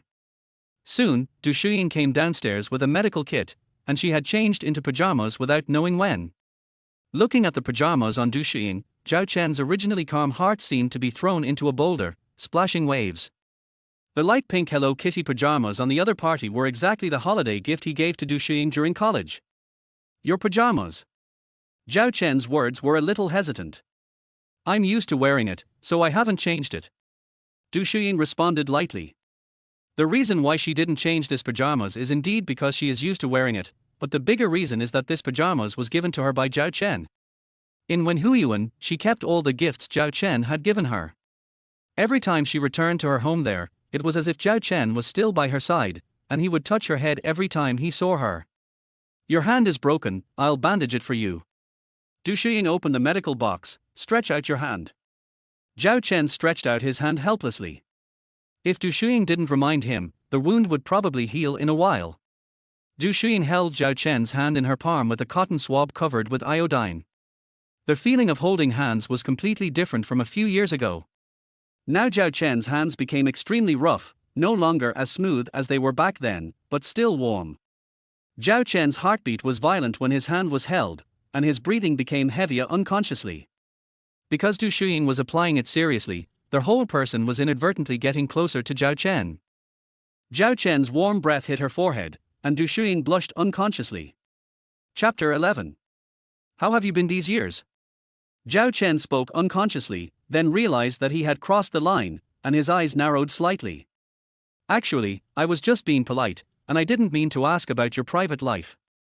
Du Shiying didn't answer, threw the used cotton swab into the trash can, and took out a bare band-aid to stick on Zhao Chen's wound. "Okay, that's it. It's not easy to get a taxi so late, you should stay here tonight, and you can take me to work tomorrow," Du Shiying said, picking up the medicine box and going upstairs. Zhao Chen looked at the other person's back with a lonely expression. The other person had already walked out, why should he still live in the past? Sighing secretly, Zhao Chen went back to the room to wash up. As soon as Du Shiying returned to the room, she took a deep breath, then jumped into the big bed, and rolled around on the bed. At some point, her cheeks flushed, and she whispered softly, "Silly, how can I live well without you?" The next morning, Zhao Chen was waiting in the living room. After the turmoil of last night, he now simply regarded being Du Xiying's secretary as his job. Seeing that it was almost 9 o'clock, and there was still no movement upstairs, Zhao Chen couldn't help but sigh about the life of the president. Sure enough, the person who makes the rules is not bound by the rules. Du Xiying required employees to go to work before 9 o'clock, but she didn't even get up. Evil capitalist. Leave happiness to yourself and pain to others. It was not until nearly 11 o'clock in the morning that the sound of the door opening came from the second floor. Du Xiying went downstairs in a daze. Her hair was messy, and the whole person yawned as if she hadn't woken up. Even so, she didn't look sloppy, but a little cute. Du Xiying went downstairs with lifeless eyes, turned on the TV by herself, and completely ignored Zhao Chen sitting on the sofa. It was not until she came to her senses that she found that Zhao Chen was staring at her. "R!" Du Xiying screamed and ran upstairs. "It's over. It's over. My image. It's all collapsed." Du Xiying was so anxious that she turned around in the room and couldn't find an excuse to explain. In the end, she chose to forget herself. At 11:30, Du Xiying's figure appeared at the stairs on time. At this time, she was still wearing a professional suit, but this time she was not wearing an OL suit, but a light grey suit with a sense of design. The slightly wide-legged split trousers, paired with silver white high heels, gave off a capable but charming beauty. "I've been a little tired lately. I didn't expect to sleep until now. Sorry to have kept you waiting for so long." Du Xiying threw the key to Zhao Chen. "Go and drive the car first. I still have some things to take." Zhao Chen nodded and left tacitly. As for why it was tacitly, this has to mention the pink underwear that Du Xiying had just dropped on the sofa when she went downstairs. "It's over. Zhao Chen doesn't think I'm a very casual woman, does he?" Du Xiying picked up the underwear and threw it back on the sofa angrily. "It's all Wu Shasha's fault. Why did she design the underwear so tight? I want to take it off as soon as I wake up." Du Xiying arrived late when Zhao Chen parked the car at the door of the villa. "Let's go to the company first." Du Xiying got in the car and told him to touch up her makeup in front of the mirror. Zhao Chen agreed, and the car arrived at the company soon. Chapter 12. After 2 full meals in the company, Zhao Chen asked for leave from Du Xiying and went straight to the hospital. Today is the day to pay for his mother's medical expenses. Chen Ku only paid him 1 month's salary. In addition to the salary that should be paid this month, the other party has withheld his salary for 3 months. Is this to control me? Damn it. I must find a way to break the deadlock. He went to the hospital to pay their hospital fees first, and stayed with his comatose mother for a while before leaving the hospital. Now that his mother is seriously ill, his father, who was once a business tycoon, has also put down his back and moved bricks at the construction site. The originally warm family is now apart. After leaving the hospital, Zhao Chen received a call from Du Xiying, who asked him to go home first, because there were some things in the company that required overtime until very late. On their way home, Zhao Chen felt that if he went home now and only left the boss to work overtime in the company, then he seemed to be incompetent as a secretary. Anyway, there was nothing to do at home, and it was too late to find a part-time job now. Forget it, I'd better go to the company to do some voluntary labor. Zhao Chen thought, turned his head, and walked towards the company. The hospital is only I haven't had enough fun yet. But if you can accept serving me like those women, I will consider letting you climb into my bed. Wang Lui said, looking outside the glass door. Who are you to the little licker at the door? I didn't expect that you are also quite open in your country. Du Xiying followed Wang Lui's gaze and saw Zhao Chen standing outside the door. At this time, a trace of imperceptible disappointment flashed across Zhao Chen's face, lowered his eyebrows and tilted his head, and a cigarette appeared in his hand without knowing when. Click. The lighter lit up, and the smoke disappeared first, then filled the air. Du Xiying frowned slightly and looked at Zhao Chen, who was smoking outside the door. Mr. Wang, I think you have seen that I already have a partner, and I can't accept your conditions. Du Xiying's eyes moved, and she chose a moderate plan. In this case, I hope you can communicate with your uncle and aunt, and don't embarrass me anymore. Wang Lui laughed, stood up and looked down at Du Xiying. What embarrassment? Don't you think your request is embarrassing me? My parents have already said that if I don't marry you, I will no longer have pocket money, so please don't embarrass me, let's just have a fake marriage. Chapter 13. You should also know my parents' methods. To put it nicely, they will do whatever it takes to achieve their goals. If to put it bluntly, they are not only unscrupulous, but also mad and cruel. Wang Lui said, showing his back, pointing to the hideous wounds on it, "See, my father beat me. If you get married one day later, you will be beaten by the family law." As if it was not miserable enough, Wang Lui took out his mobile phone again, opened the balance and shook it in front of Du Shiying. "I had 7 figures in my account last month, but this month I can only rely on borrowing money to make ends meet. I was almost so poor that I had to sell my money. So I beg you, even if it is for your business or for my sexual happiness, can you come with me to get a marriage certificate? Even if it is an agreement marriage, I will accept it." Speaking of deep feelings, Wang Lui even squeezed out 2 tears, hanging in the corners of his eyes, looking pitiful. Du Shiying's eyes were full of entanglement. After hesitating for a while, she nodded. "It's okay to get the certificate, but the rest? I'll try my best to convince them of the rest." "Well, just say that I have too many wild flowers outside. If I get married, my house will collapse." The two quickly reached a cooperation, and Wang Lui got up and left the office. Before leaving, he greeted Zhao Chen very familiarly. "Come on, little spare tire, I'm rooting for you." "Spare tire?"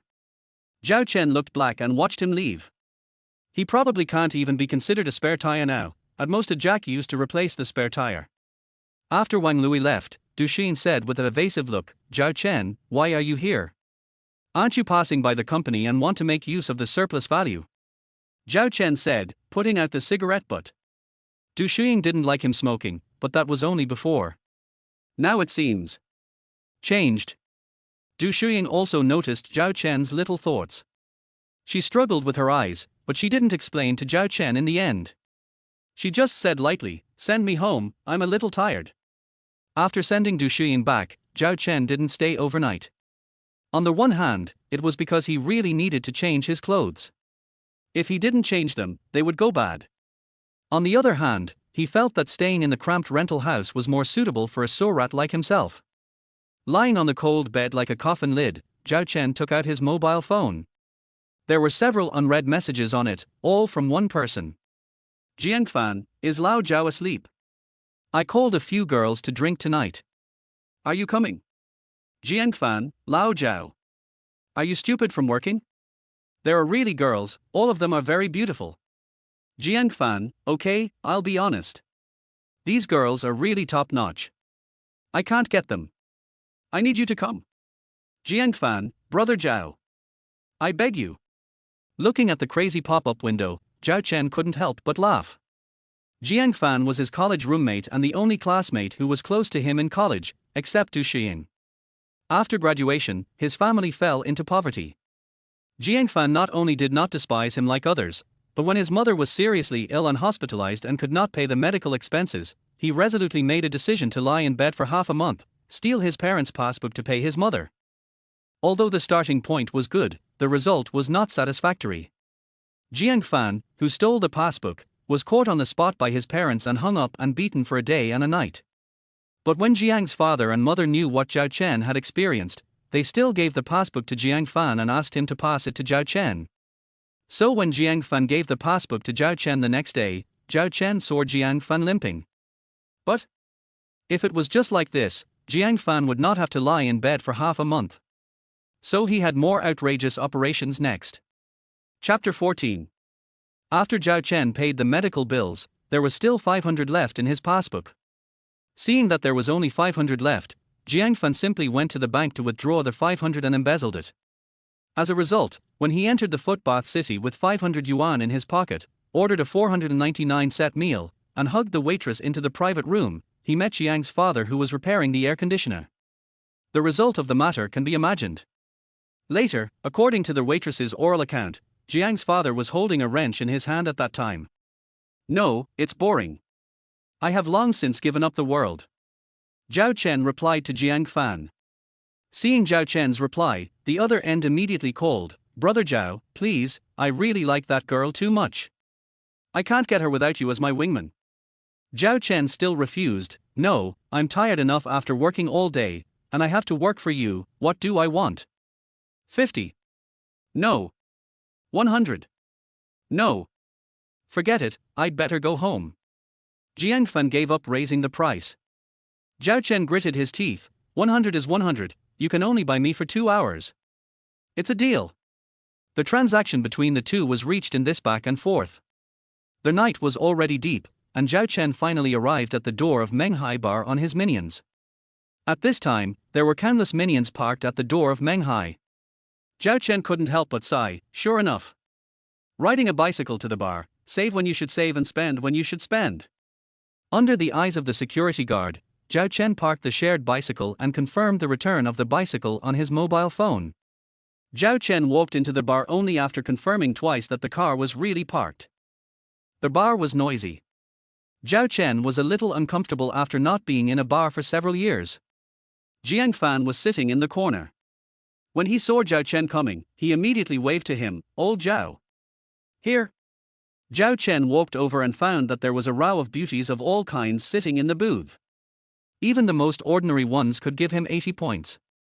He looked at Jiang Fan with surprise in his eyes. "You kid really didn't lie to me." Jiang Fan looked proud. "Don't you see my current strength?" he said, showing a small piece of work in his hand. Since the passbook incident, Jiang Fan seemed to have opened his mind and started a small business from setting up a street stall. He dared to ask for 1,000 for the goods that cost $1. It was precisely because of this boldness that Jiang Fan quickly accumulated the first batch of entrepreneurial funds. After 2 consecutive entrepreneurial failures, he finally found his own track foot massage. When a man who is keen on foot washing opens a foot bath city, the advantages of the surrounding foot bath shops will all be integrated by him.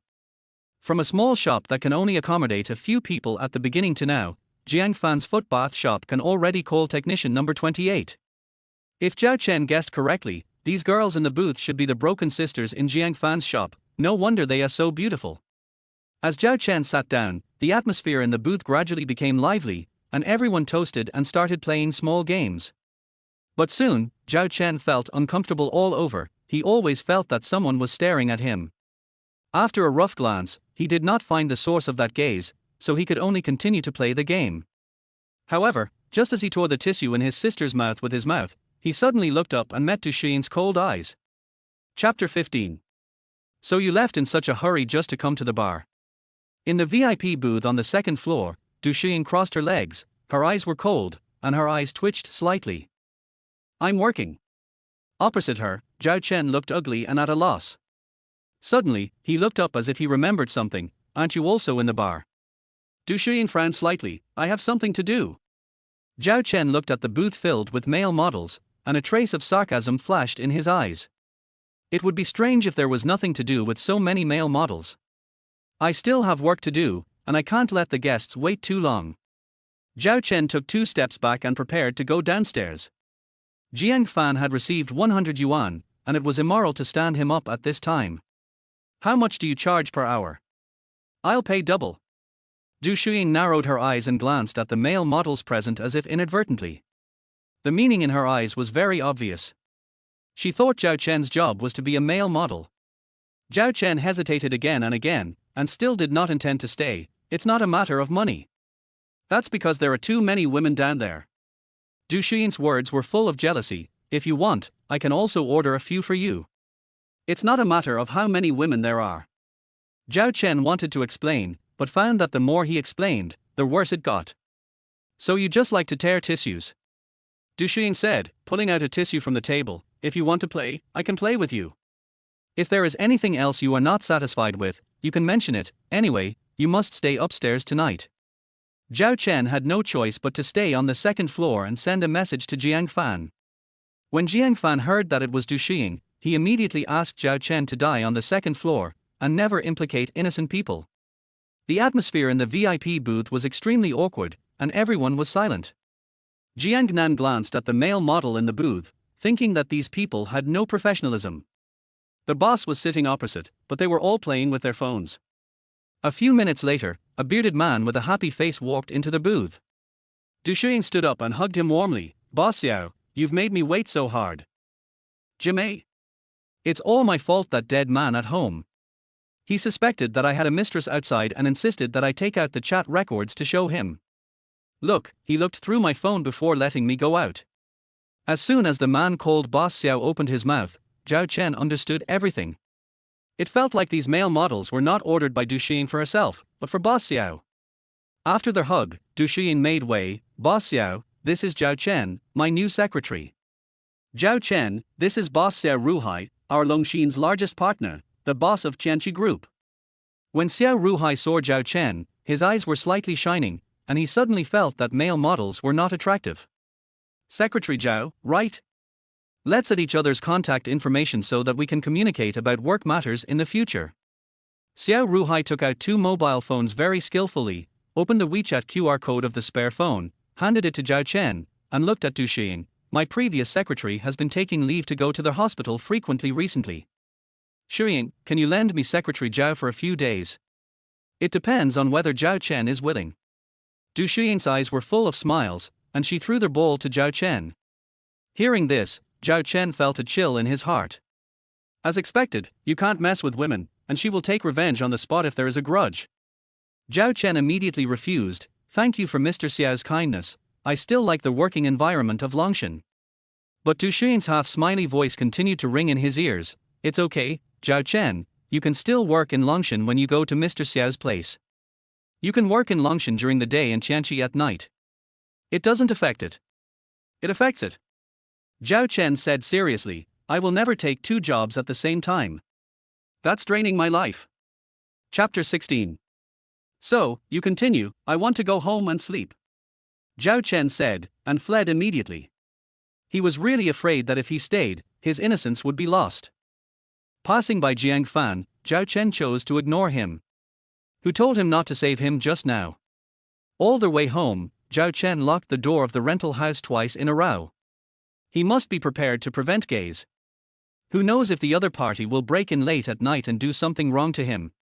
Turn on the silent mode of the phone. Zhao Chen slept until the next morning. After eating a steamed bun with boiled water, Zhao Chen went to work at the company. Today, no one assigned him any work, so he was happy to be idle and played on the computer at the company all morning. It was almost time for lunch, and when the second hand was half a circle away from pointing to 12 o'clock, Zhao Chen was ready to rush to the company cafeteria. But at this moment, the door of Du Shiying's office was pushed open. Zhao Chen, come in for a moment. Fuck. Zhao Chen cursed inwardly and walked into the office reluctantly. If you want me to drink coffee, make it for me. Du Shiying knocked on the table and looked at the coffee machine in the corner. Zhao Chen started to make coffee quickly. Mr. Du, do you want milk? Add. Du Shiying didn't even raise her head and continued to type on the keyboard. Zhao Chen brewed a cup of latte according to the ratio of 1 to 3 and placed it in front of Du Shiying. Mr. Du, the coffee is ready, is there anything else? Du Shiying picked up the coffee and took a sip. Too sweet, no, pour it out and brew it again. Zhao Chen took a deep breath and endured the hunger in his stomach and brewed another cup, this time with a ratio of 1 to 2. Du Shiying just took a sip again. Too bitter, no. Zhao Chen tried all the ratios afterwards, and Du Shiying either said it was too bitter or too sweet, and none of them satisfied her. Zhao Chen also slowly realized that this woman didn't think the coffee was not good. It was clearly because she didn't have time to eat and didn't want him to go. In the end, Zhao Chen chose to give up and put the coffee he had just taken out and was about to pour out in front of Du Shiying. Du Shiying took a sip this time, and seeing that it was already 1 o'clock, she smiled. It's okay this time, go eat. Zhao Chen also noticed the time. The company cafeteria closed at 1 o'clock, and he was eating wool. Zhao Chen spent the whole afternoon hungry without getting a meal. In the evening, Du Shiying still didn't let him go. The office door was pushed open, and Du Shiying's voice came out. Zhao Chen, there is a banquet tonight, you go to Secretary Wang to get a set of clothes, and accompany me tonight. Zhao Chen completely accepted his fate, refused to accept Jiang Fan's 200 transfer on his mobile phone, and went to Secretary Wang's workstation. Secretary Wang was carrying a small bag, smiling, completely different from the first time Zhao Chen saw her, and seemed to have less office flavor. Zhao Chen, this is the suit that President Du asked me to prepare last night. Go and see if it fits you. It's still time to change now. Zhao Chen changed into the suit and looked at himself in the mirror. He finally understood why Secretary Wang's work smell disappeared. Her feelings were all transferred to him. Du Shiying walked out of the office, looked at Zhao Chen and nodded imperceptibly. Go down and drive, the dinner is about to start. Chapter 17. Good. Zhao Chen was dejected and lost all strength to resist. There was no conversation along their way until the two arrived at the banquet hall. At the banquet, many people saw Du Shiying coming and came forward to greet her. Du Shiying responded with a smile, and glanced at Zhao Chen inadvertently. Find a place to sit by yourself, and remember not to drink. After receiving the order, Zhao Chen's eyes lit up, and he was finally free. He found a corner and ate as much as he could, finishing off the buffet at the banquet. But just as he was enjoying his meal, Shiying appeared in front of him. Zhao Chen, why is it you again?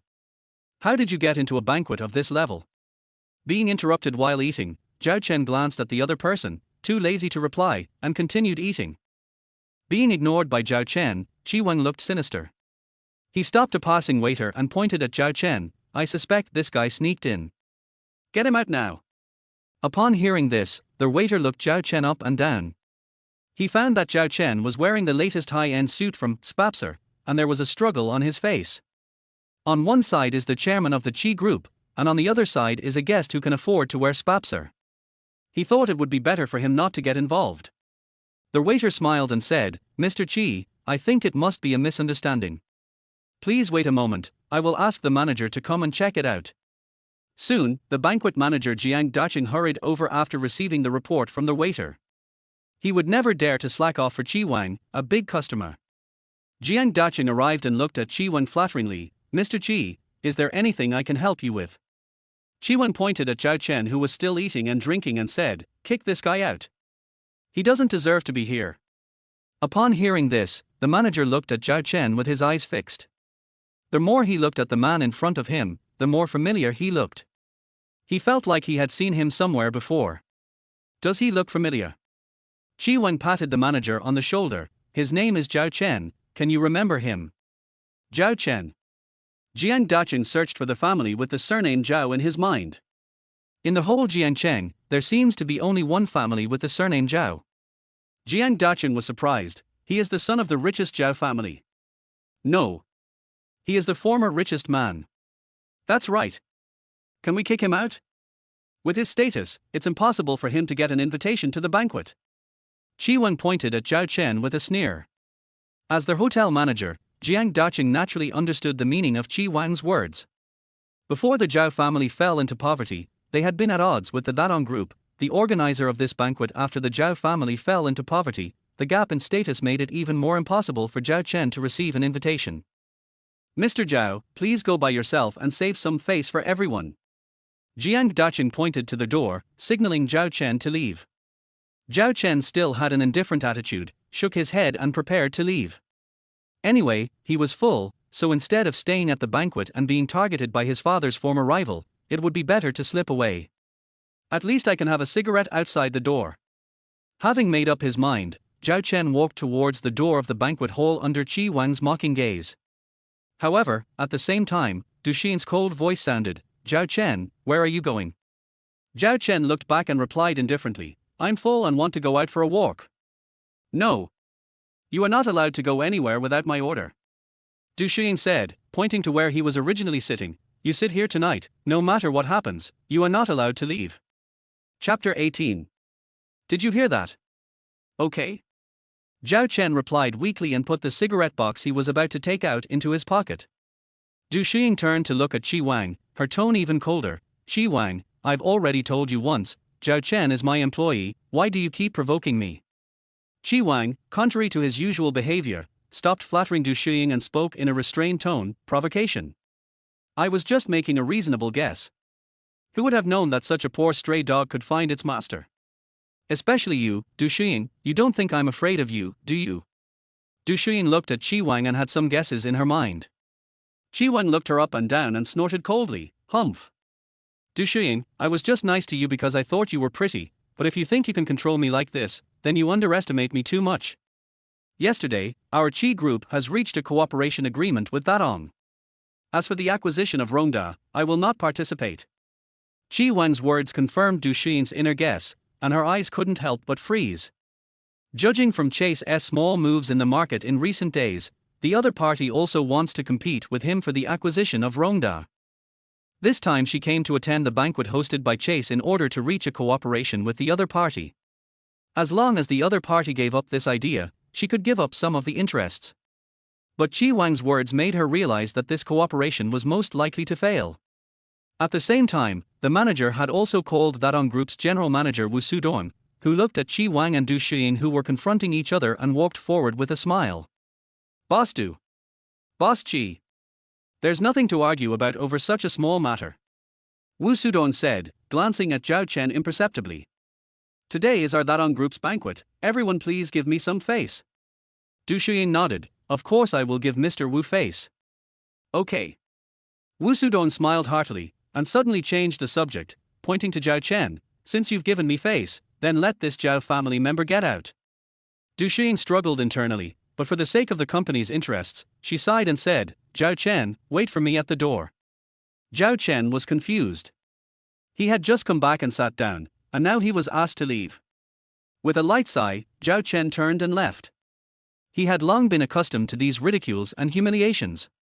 After all, he would get a piece of meat out of his mouth after being scolded.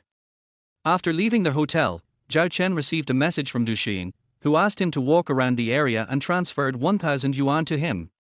After receiving the money, Zhao Chen's gloomy mood disappeared. If he could get 1,000 just by being scolded, he would wish to be scolded every day. With the money, Zhao Chen directly transferred it to his father. 1,000 yuan meant his father would have to move fewer bricks. When the banquet ended, Du Shiying staggered out of the hotel. It was obvious that she had been forced to drink a lot of alcohol. Seeing Zhao Chen, Du Shiying threw herself into his arms, whispering warmly in Zhao Chen's ears, Zhao Chen, I'm really sorry about what happened today. I didn't expect it to turn out like this. Zhao Chen's eyes flickered, and he was dazed for a moment. Then, Du Shiying started crying. Zhao Chen was anxious but didn't know where to start. The two of them stood hugging each other at the entrance of their hotel. Qi Wang walked out of the hotel and was stunned when he saw this scene. When Du Shiying had cried enough, Zhao Chen sent her home. Du Shiying reeked of alcohol and started taking off her clothes uncontrollably after returning home. Ripped clothes. Ripped pants. Ripped underwear. Listening to the sweet cries coming from the room, the scene was so beautiful that Zhao Chen didn't dare to look at it. Chapter 19. The next morning, Zhao Chen arrived at the company. As soon as he sat down at his workstation, Secretary Wan came over in a hurry. Zhao Chen, President to ask you to go find her as soon as you arrive at the company. Zhao Chen was in despair, and a new torture seemed to be about to begin. Pushing open the door of Du Shiying's office, Zhao Chen saw that the other party's face was not very good, and spoke carefully, Boss Du, do you have any instructions for me? Du Shiying slammed the document in her hand onto the table. Zhao Chen, why did you strip me naked last night? Zhao Chen trembled all over and immediately ran to close the office door. The moment he closed the door, he vaguely heard the violent discussions outside the office. It's over. My reputation. Du Shiying seemed to realize something, and a blush crept up her cheeks. Then she looked at Zhao Chen fiercely, you'd better treat me truthfully. Did you do those things to me last night? What's the matter? Zhao Chenju was clueless. Du Shiying's face became increasingly red with shame. It's something between a man and a woman. No. Zhao Chenyang denied, after I sent you home last night, you took off your clothes by yourself. I have the video as evidence. This is exactly what Zhao Chen was guarding against. He placed the video recorded last night in front of Du Shiying. After watching the video, Du Shiying finally felt relieved and her face returned to its cold state. Okay. That's good, you can go out now. Zhao Chen, the old man in the subway frowns. JPG.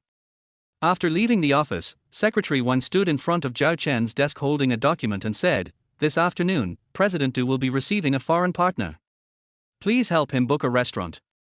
Also, this is the customer information, you can use it as a reference. The document was thrown on Zhao Chen's desk. Zhao Chen opened the file. Name, John. Age, 33. Hobbies, Kung Fu, Opera. Flavor, unknown. Brief introduction, manager of Amazon Asia, has lived in the United States for many years. He really is a foreigner. We have to arrange a good meal for him. After reading the document, Zhao Chen had an idea in his mind. Since the other party is a foreigner and has finally come to country Xia, it would be too cliché to arrange Western food for him. We must arrange some sheer cuisine for him. As for kung fu and opera, this is also easy to arrange. Zhao Chen started to arrange the restaurant until 11 o'clock, when, under Du Xiying's instructions, he drove with Du Xiying to the airport to pick up the foreigner. The airport was crowded, and under Du Xiying's arrangement, Zhao Chen was forced to hold a bouquet of flowers in one hand and a huge pick-up sign in the other. The people around who were welcoming the guests at the airport looked at them strangely. A little girl held her mother's hand and said, "Mom, look at that big brother. He actually has flowers in his hand. Is he here to pick up the little bitch?" The little girl's mother looked in the direction of her finger and tapped the little girl on the head. "You can't call her a little bitch, call her a girlfriend or a wife."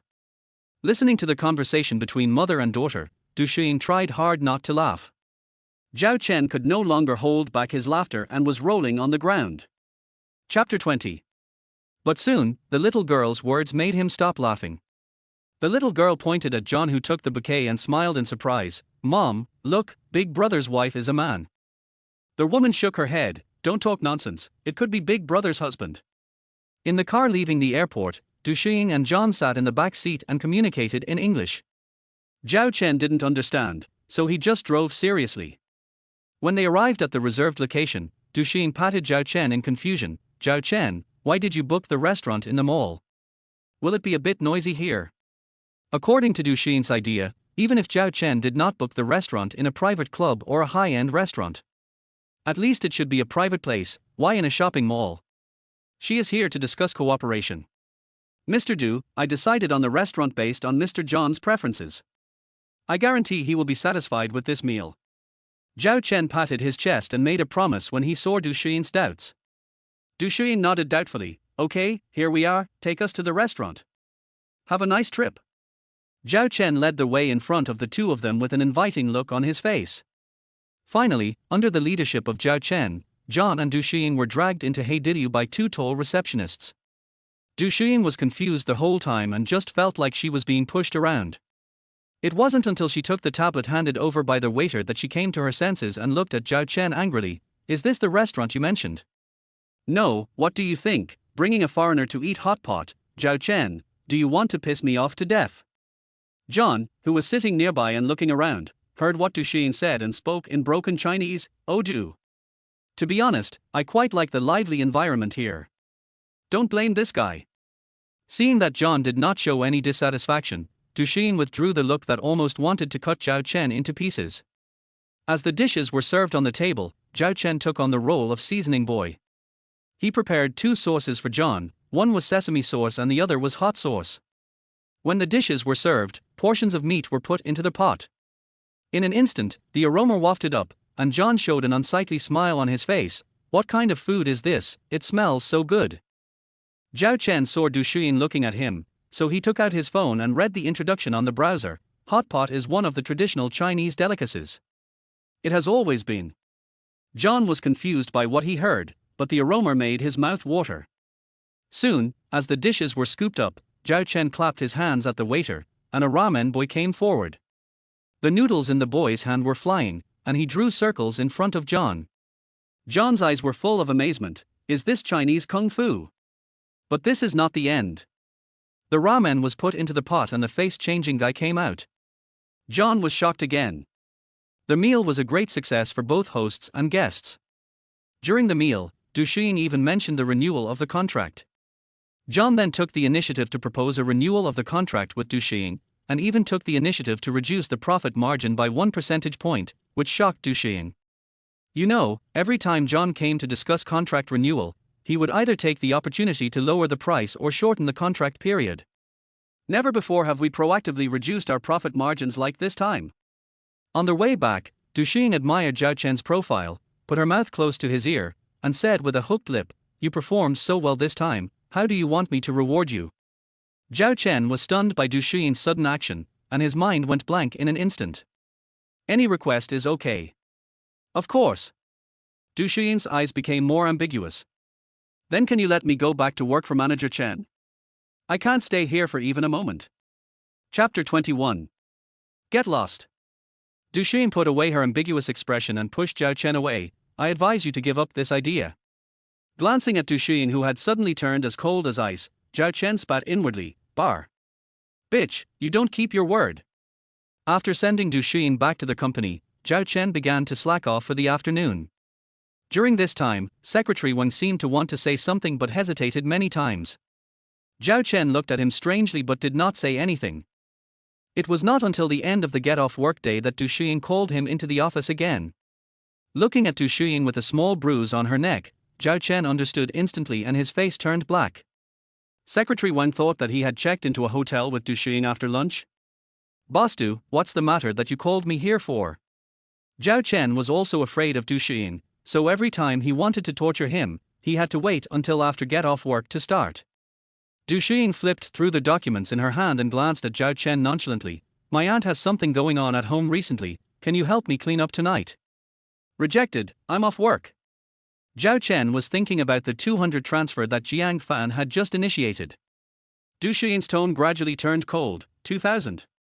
Zhao Chen's eyebrows relaxed, and he immediately put on a wry smile, forgetting Jiang Fan. "Okay, when do you think we should start?" "Wait outside while I finish my work." "Yes, sir."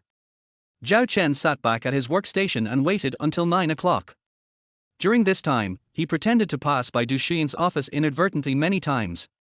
Hearing the sound of keyboard clacking still filled the air inside, he could only sigh heavily and wait patiently. Until the last time, he put his ear to the door frame and heard a voice from inside, "Penterkill. Hair. Du Shiying is actually playing games." Boom boom boom. Zhao Chen knocked on the door, and it immediately became quiet. "Come in." Pushing open the door, Du Shiying was sitting upright in the office, stretching as if she had just finished work. However, the light from the computer reflecting off the mahogany bookcase behind her betrayed her. "Boss Du, are you really busy with work?" Zhao Chen found that he was fooled by this woman again, and a dangerous light flashed in his eyes. Du Shiying had a blank expression on her face not red and her heart not beating. "Of course, I'm done with my work, I can go now." Having said that, Du Shiying quickly surrendered, then directly quit the game and turned off the computer. Looking at Du Shiying, who had destroyed the evidence, Zhao Chen was extremely helpless. "Then let's go." The two of them went down to the underground garage one after the other, and Zhao Chen drove the car over. Out of guilt or simply an itchy itch, Du Shiying volunteered to drive, and Zhao Chen was happy to have some free time, so he sat in the passenger seat. The atmosphere in the car was subtle. Zhao Chen closed his eyes to rest. Du Shiying kept glancing at Zhao Chen until bang! There was a sharp feeling of weightlessness, and the next second there was the airbag. Finally, Zhao Chen's head was facing downwards, his body was in severe pain. They had a car accident. Before his consciousness faded, he vaguely saw Du Shiying's frightened expression and her unstoppable tears. When consciousness returned to his mind, Zhao Chen found himself lying on a hospital bed with a bandage on his hand. Chapter 22. I used force all over my body, but fortunately, only my arm was injured. You're awake. Du Shiying concealed the tears on her face and looked at Zhao Chen in surprise. Are you okay? Zhao Chen looked Du Shiying up and down with a look of disgust on his face. The meaning of his words was not literal, but, are you okay? With such a big road, how could you hit a tree? However, Du Shiying misunderstood. She shook her head, a hint of joy flashing across her face. I'm fine, just a slight concussion. Zhao Chen still had a dark look on his face. Boom boom boom. There was a knock on the door, and then the door of the ward was pushed open. Du's father and mother hurried in. Seeing that Du Shiying was fine, they breathed a sigh of relief, and then looked at Zhao Chen. Their eyebrows unconsciously frowned. Mother Du pointed at Zhao Chen with a slightly cold expression and asked Du Shiying, why is he here? Du Shiying's eyes struggled as she answered truthfully, he is my secretary now. Secretary. Mother Du's eyes flashed with sarcasm. I didn't expect it. The once high and mighty Master Zhao has now become a secretary. Listening to what Du's mother said, Zhao Chen's face flashed with embarrassment. Just as he was about to speak, he was interrupted by Du's mother. Du Shiying, please go out first. I want to talk to Zhao Chen. Is it finally coming? A barely perceptible hint of joy flashed across Zhao Chen's face. According to the usual routine of TV dramas, Du's mother will throw a bank card in his face and say condescendingly, there is 5 million in the card, leave my daughter. 5 million. It is enough to pay for all the treatment expenses of my mother, and even the extra money can make my parents live a worry-free life for the rest of their lives. For this money, he is willing to leave Du Shiying. However, in reality, not so many good things happen. Du Shiying struggled for a while but couldn't get over it with her mother. Finally, under the persuasion of her father, she looked at Zhao Chen and reluctantly left the ward. She understood what Du's mother was going to say next, but she was powerless to do anything.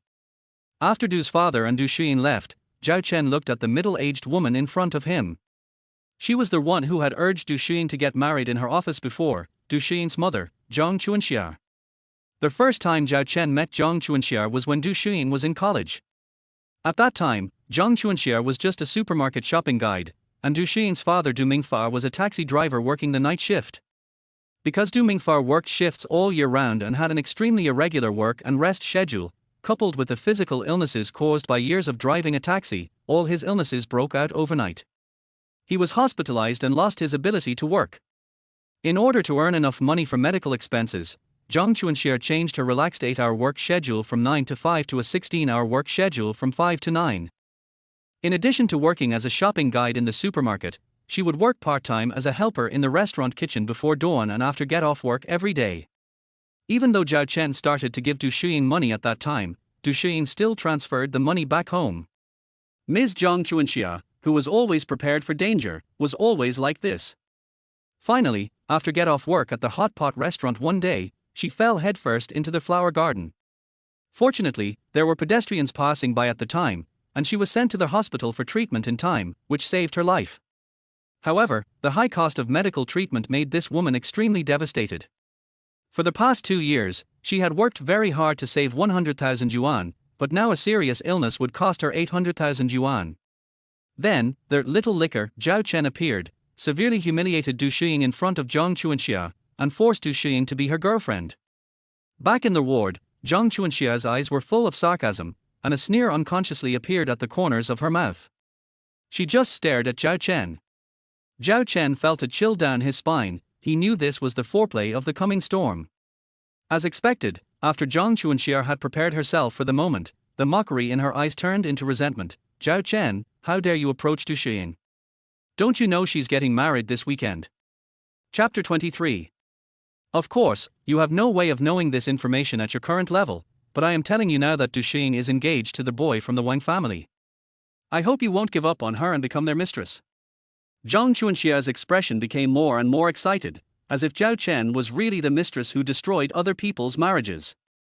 The anger on her face intensified. Back then, you used money to humiliate Shiying, and then abandoned her when you had enough of her. Do you know how she survived during that time? Zhang Chuanxia opened her cell phone, found a picture from the album, and placed it in front of Zhao Chen. Zhao Chen looked intently. Patient name, Du Shiying. Symptoms, severe depression, accompanied by serious suicidal thoughts. Time, November 2, 2018. November 2018? A month after he told the other party that he was tired of playing? Zhao Chen vaguely remembered that he broke up in October 2018, before the National Day holiday. A month later, the other party was diagnosed with severe depression. It was hard for him to imagine how Du Shiying managed to survive that month. Zhang Chuanxia looked at Zhao Chen, suppressed her anger, and said earnestly, I'm telling you all this not to ask for your opinion, but to inform you. I hope you can understand that Du Shiying is no longer the ignorant girl you used to be. I hope you can let her go. As she spoke, tears welled up in Zhang Chuanxia's eyes. Zhao Chen, you can ask for any conditions you want. As long as they can be met, I will try my best to meet them. Zhang Chuanxia wiped away the tears from her eyes, but they did not disappear. Instead, they became more violent. I am begging you. Please let Shiying go. Zhao Chen's face was full of struggle. He sighed heavily and looked at Zhang Chuanxia. Aunt Zhang, I get it. I will stay away from President Du. I hope you can do what you say. Zhang Chuanxia smiled brightly and wiped away all her tears before she left the ward. A minute later, Du Shiying pushed the door open and walked in. Du Mingfa and Zhang Chuanxia had already left. Zhao Chen looked coldly at Du Shiying and said, Boss Du, I want to resign. I will slowly make up the compensation. What? Du Shiying was surprised, and then she said quickly, Zhao Chen, don't listen to my mother's nonsense, she doesn't know the truth at all. I've made up my mind, don't say anything more. Zhao Chen was unmoved. I will move all my things away today. I wish you a happy wedding. I will make up the money for the gift when the time comes. Gritting his teeth, Zhao Chen propped himself up with one hand and limped out of the ward under Du Shiying's grief-stricken eyes. Du Shiying was the only one left in the ward, crying with her face covered. After consulting the nurse about his physical condition, Zhao Chen learned that his arm was only scratched. He breathed a sigh of relief and called Jiang Fan. Jiang Fan, are you still short of male technicians? I quit. On the other side, Jiang Fan was lying in the massage room of his store, enjoying the massage of 1 foot each by 2 female technicians. Hearing what Zhao Chen said, he jumped up from the bed, splashing water all over the technician's face. Under the resentful look of the technician girl, he pointed to the 1,000 yuan in cash on the table, signaling her to take the money and leave. The 2 young technicians looked delighted. Receiving the reward proved that they had passed this month's assessment and their appearance fee could increase by 20% next month. When the technician girl left, Jiang Fan responded with surprise, "Brother Zhao, you finally came to your senses. We really only sell our skills and not our bodies. It's a legitimate business." Chapter 24. When do you come? I'll handle the employment formalities for you and guarantee that you'll be an A-level technician as soon as you start working. How about that? Zhao Chen nodded. Don't give me any special treatment, I'd better start from the bottom. It's up to you. How about tonight?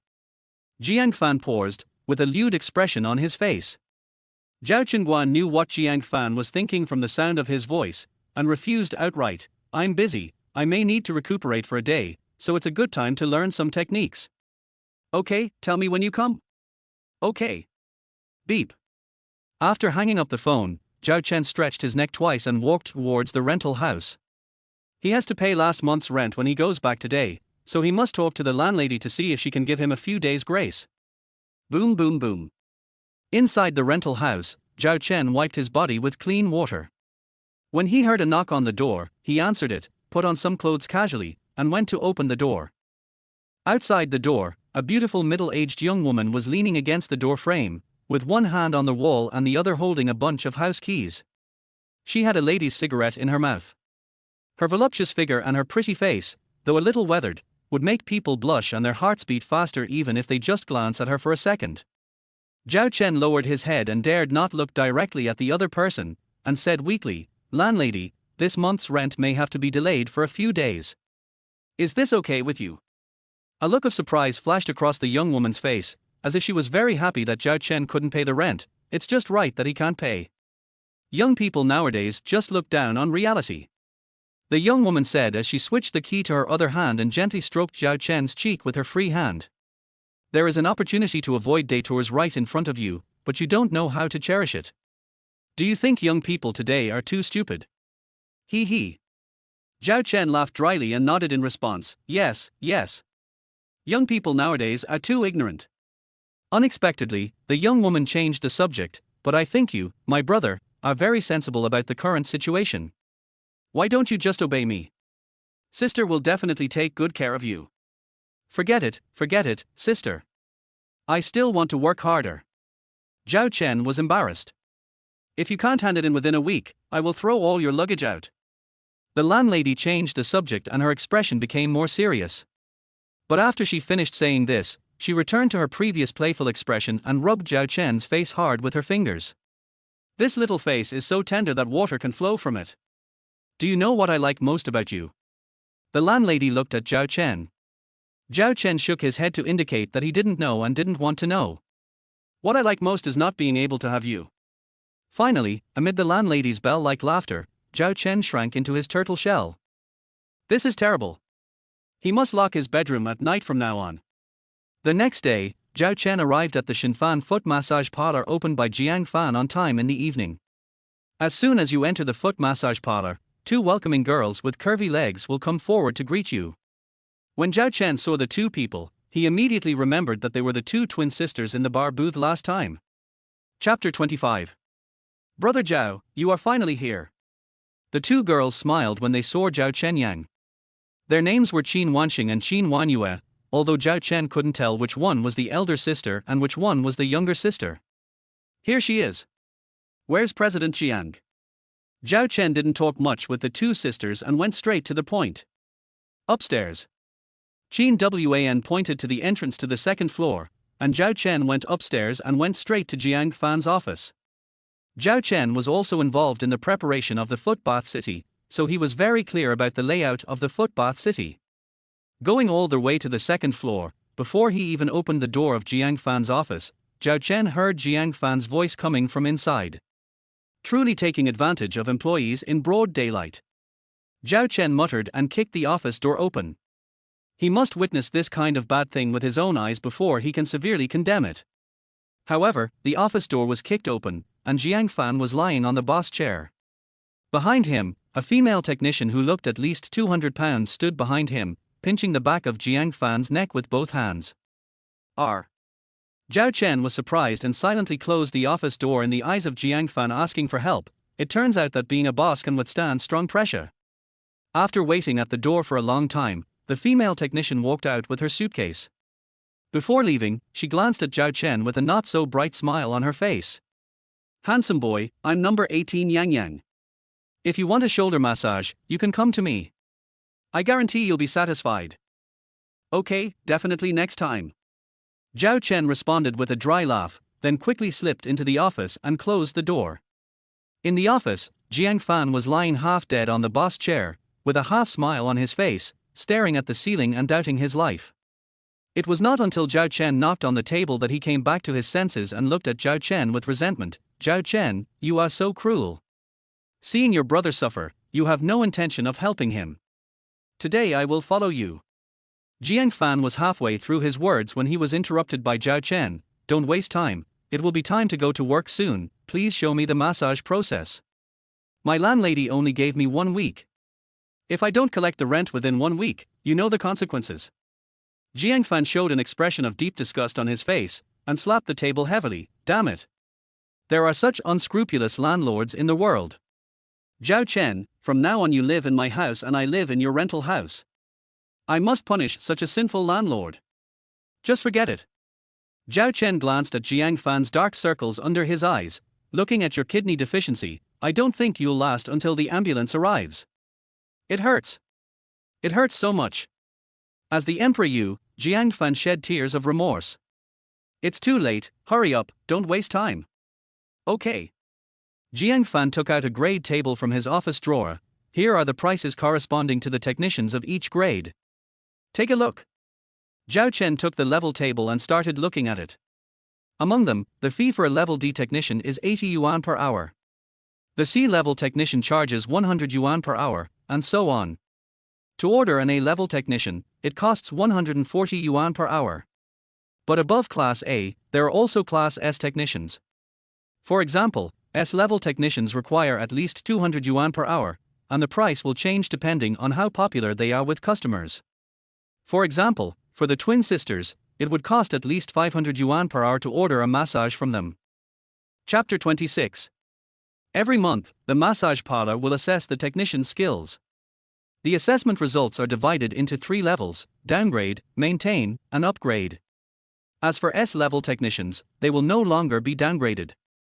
The assessment only determines the commission ratio for them. After understanding the rules, Zhao Chen looked at Jiang Fan. "So I started from the bottom and now I'm a D-level technician. Logically speaking, you're not even at level D right now." Jiang Fan pointed to a row of small words at the bottom of the grading table. "Employees will not be rated in their first month on the job, and their rating will be determined by the assessment after the first month." "What do you mean?" Zhao Chen didn't quite understand and looked at Jiang Fan in confusion. Jiang Fan, that's right, you have to finish massaging me first before I can give you a rating." "Okay." Zhao Chen showed a sinister smile and rubbed his hands together. Jiang Fan stepped back and sank into the boss chair. "You don't need to give me a massage, I'll give you an A-level technician." "That won't do." Zhao Chen stepped closer. Half an hour later, Jiang Fan slumped in his boss chair like a dead pig, with no desire to live. Zhao Chen wiped the sweat off his head and rubbed his sore wrists. "How is it? My technique, how about I directly make it S-level?" Jiang Fan, no. In the end, Zhao Chen still held the title of a level technician and was certified to work. When many male technicians saw Zhao Chen, who was an A-level technician, they showed expressions of confusion, contempt, and disdain. A yellow-haired man with glasses and a pointed face pouted and sneered. We all worked hard to climb up from D-level technicians, so why is he an A-level technician right after he arrives? The muscular man standing next to him nodded in agreement. That's right. Our brother Hong has worked in the footbath city for more than a year, and he makes a profit of nearly 1,000 yuan for the footbath city every day. That's why brother Hong was rated A last month. How can he, a newcomer, do that? Behind the two of them, Hong Chuan had a gloomy expression on his face, and his eyes were full of sinister intent as he looked at Zhao Chen. The words of the yellow-haired Li Fugui and the strong man Jiang Fatsai hit the nail on the head. He worked so hard to contribute so much to the footbath city, but in the end, he was told that a new technician was easily on the same level as him. Hong Chuan pinched the essential oil in his hand, his knuckles turning slightly white. He gave Li Fugui and Jiang Fatsai a look, and the two immediately understood, stood up and walked towards Zhao Chen. Zhao Chen looked at the two men, one tall and one short, coming towards him with a fierce look in his eyes. He didn't seem to have offended these two people before, right? Why did he feel that they were so hostile to him? Shaking his head, Zhao Chen was not going to cause any more trouble. After all, he came here to make money. Instead of wasting time chatting with the other party, he might as well go out and see if there is any rich woman who values him. The share ratio of the footbath city ranges from 70% for D level, 75% for C level, 80% for B level, and 85% for A level. After reaching S level, the share ratio will be as high as over 90%. The specific amount can be negotiated with Jiang Fan. Now that I am A level, I can earn over 100 yuan for each order. If a customer works overtime, I may earn half a month's rent in one night. It can't be said that the money comes quickly. Seeing that Zhao Chen wanted to leave, Li Fugui and Zhang Fatsai obviously did not intend to let him go. Stop. New here. Don't you know the rules of our footbath city? New here, you must bow and greet the old employees when you see them. Don't think that you are lucky and can ignore us old employees just because you got an A level. As long as we unite, the boss can't keep you. Chapter 27. Greetings. Zhao Chen looked confused. Why had he never heard of this rule? And no matter how you look at it, I can't be considered a newcomer. When this footbath city was still under renovation, I was a decoration worker here. Yes. The yellow-haired boy Li Fugui raised his head proudly, waiting for Zhao Chen to bow and greet him. However, Zhao Chen just muttered, "What's the use of this rule?" and turned away. Li Fugui was angry. "Newcomer, have you thought about the consequences of doing this?" "No." Zhao Chen left a sentence and went straight to the first floor. Li Fugui blushed, Zhang Fatsai was overjoyed, and Hong Chuan, who was watching from a distance, sneered and walked into the changing room. Zhao Chen went all the way down to the first floor. At this time, the two sisters of the Qin family were still standing at the door to welcome guests. Since it was only a little after 8 o'clock, there were only a few regular customers coming. They come here because, on the one hand, there are fewer people at this time and they can choose the technician they like. On the other hand, the earlier they come, the longer they can enjoy the service. These are people who are not short of money, and there is nothing more to do in life except enjoyment. Sister Ju, why are you here so early today? Outside the door, a lady in her 30s walked in with a twisted waist and a charming look. Seeing this, the two sisters of the Qin family each took one hand and welcomed the lady in. The lady smiled and looked at the two of them with appreciation, then said cheerfully, "Where's Xiao Hong? Did he come to work today?" "Of course. Sister Ju, we'll take you to find him." The two sisters of the Qin family led the way. When passing by Zhao Chen, the lady suddenly stopped. "Huh?" The lady exclaimed in surprise, looking Zhao Chen up and down, her eyes shining. "Is this handsome boy new? Why haven't I seen him before?" "Yes. He just joined the company today, but has not received any systematic training yet, so he may not meet your requirements, Sister Ju." Qin Wanyua tried to belittle Zhao Chen. She was very familiar with the woman in front of her, Zhu Ryu. Every time she came here, she didn't intend to get a proper massage. Several times when she passed by their hotel on her way home from get off work, she saw Zhao Ryu hugging Hong Chuan and walking in. How could that be? "I think this handsome boy has strength," Zhu Ryu said, and stepped forward to pinch Zhao Chen's arm. "Forget it, we don't need Xiao Hong today, let this one." Zhu Ryu put her head close to Zhao Chen's work badge and said, let Xiao Zhao do the pressing for me. He's an A-level technician, so what can he not do? Zhu Ryu glanced at Zhao Chen ambiguously. Even if he doesn't know how to press it, I like this handsome boy at first sight. But Sister Zhao. Qin Wanyue wanted to stop her, but was stopped by her sister Qin Wanqing. Qin Wanqing shook his head and whispered in Qin Wanyue's ear, have you forgotten the rules? The customer is God. Zhu Ryu has already pointed it out, we can't stop it. Qin Wanyue hesitated again and again, but finally chose to give up. After watching the two of them go upstairs, the two sisters continued to serve as greeters. The footbath city does not have any special invitations for the receptionists, they all come on a rotation basis. This can deepen the customer's impression of the technicians. Once they become familiar with most of the customers, more and more people will naturally order from them. Going up to the second floor, Zhao Chen remembered the technician's clock in process and first took Zhu Ryu to an empty room.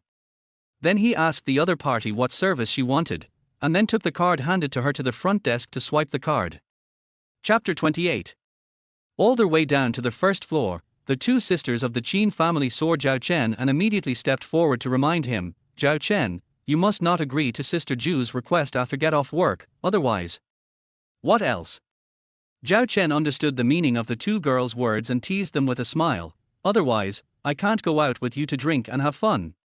Hateful. Qin Wanyue hit Zhao Chen's shoulder, her face unconsciously flushed slightly. Qin Wanqing was obviously more serious than her sister. She explained to Zhao Chen, I just heard that Sister Zhao was a gangster. Zhao Chen's face turned pale, and he couldn't help but shudder. It was so scary, he didn't want to go on duty anymore. A few minutes later, Zhao Chen held a basin of boiling hot water, stood in front of the door, took a deep breath, and pushed open the door. Xiao Zhao, you've kept me waiting for so long. At some point, Zhu Ryu had changed into a bathrobe and was lying on the recliner. She crossed her legs, supported her head with one hand, her eyes were dazed, and her body was covered with snow-white skin that made people's blood boil. Zhao Chen's heart was filled with Buddhist chanting, form is emptiness, emptiness is form. Okay, the heart that was originally pounding finally returned to silence. Sister Zhu, let's start now. Zhao Chen lowered his head and nodded, this is technician number 32, Xiao Zhao is at your service, I hope the boss will be satisfied. Zhu Ryu nodded with satisfaction and pointed to her feet, indicating that Zhao Chen could start. Zhao Chen didn't waste any time and started right away. Outside the room, the two Qin sisters looked at each other and saw the disappointment in each other's eyes. For Zhu Ryu, making her scream was harder than killing her, so she had a blank expression on her face during every massage. Even Zhang Fatsai, that muscular man, can't break this ban. What are you doing here? Jiang Fan appeared behind the two girls at some point, with a serious look on his face. He remembered that today it was the Qin sisters' turn to welcome guests. Why were they still on the second floor at this time? Mr. Jiang, we just brought a guest up to see the technician, and we'll go down now. Qin Wanqing explained and pulled Qin Wanyue away. Looking at the two women running away, Jiang Fan's eyes were full of confusion. Why do these two look like thieves? After muttering a few words, Jiang Fan also put his ear to the door. The next second, his face changed instantly, and their voice coming from inside. Could it be pornography? The more he listened, the more he felt something was wrong, so Jiang Fan simply pushed open the door of the room. He has no control over what these technicians do after get off work, but in the footbath city, this kind of transaction is expressly prohibited by him. Basically, if he catches one, he will go to jail. What are you doing in there? Jiang Fan pushed open the door of the room. The next second, he met two doubtful gazes. Veins bulged on Zhu Ryu's forehead, and she clutched the armrest of the chair tightly, her body completely straight. As for Zhao Chen, he grabbed Zhu Ryu's feet with one hand, and with the other hand, he made a fist with the 5 fingers of his hand, with the ring finger slightly protruding, and drilled into the sole of Zhu Ryu's foot. Did I come at the wrong time? Jiang Fan couldn't hide the embarrassment on his face. Zhu Ryu's eyes were full of requests for help, and her voice was hoarse and pleading, no. Boss Jiang, you came at the right time. Chapter 29. No, the clock has already rung, so I have to finish. Zhao Chen said, without stopping his movements. Sister Zhu, I'm pressing the acupuncture points on your kidneys. If it hurts, it means you have kidney deficiency. After hearing what Zhao Chen said, Zhu Yu clenched her teeth and said, "I'm not in pain." Jiang Fan looked at the scene in front of him, observed 2 seconds of silence for Zhu Yu, and closed the door. Behind him, Hong Chuan looked at Zhao Chen, who had taken away his biggest boss, with anger in his eyes. He clenched his fists so hard that his knuckles turned slightly white. He snorted coldly and turned back to the lounge. Soon after, a crackling sound was heard from the lounge. "You steal my customers as soon as you come. You steal my customers as soon as you come." Hong Chuan punched the sofa in the lounge, tears welling up in his eyes. "This is a stable customer that I have earned after being tortured for a week. How can you, a newcomer, snatch her away on your first day? I don't accept it, I don't accept it." The sofa was dented by Hong Chuan's hammering. Obviously, Hong Chuan mistook the sofa for Zhao Chen. After finally enduring an hour, Zhu Yu breathed a sigh of relief as she watched Zhao Chen leave. She never imagined that there could be someone more perverted than her in the world. Zhao Chen returned to the lounge and wiped his sweat. He thought to himself that not everyone can earn this much money. After cleaning the tools, Zhao Chen walked into the bathroom in the lounge. This was the suggestion he had specifically given to Jiang Fan. In other foot bath centers, there are generally no bathrooms provided for employees. This results in some employees being covered in sweat and having no way to clean themselves after massaging customers, which in turn causes customers to have a lower impression of the foot bath city. However, as soon as Zhao Chen entered the bathroom, he embarrassingly discovered a serious problem. It seemed that no one had ever used this bathroom. "Even the shower gel has been expired for almost a year and I haven't opened it yet." Zhao Chen used the expired shower gel to quickly wash off the smelly sweat on his body. 2 minutes later, Zhao Chen took out the bath towel he had prepared in advance and wiped the sweat off his body. At the same time, 3 people walked into the lounge one after another. They were Hong Chuan, Li Fugui, and Zhang Farzai. They talked about Zhao Chen without any hesitation. Li Fugui's sharp voice was the first to reach Zhao Chen's ears. "Brother Hong, how about we deal with Zhao Chen after get off work?" Zhang Farzai agreed, "Yes, Brother Hong, he even dared to snatch your customer, Sister Zhu." Usually, Sister Zhu's massage in our foot bath city lasts at least 3 hours, but today she only did it for 1 hour. When you met Sister Zhu just now, she was obviously very unhappy. When you greeted her, she actually asked you not to contact her again.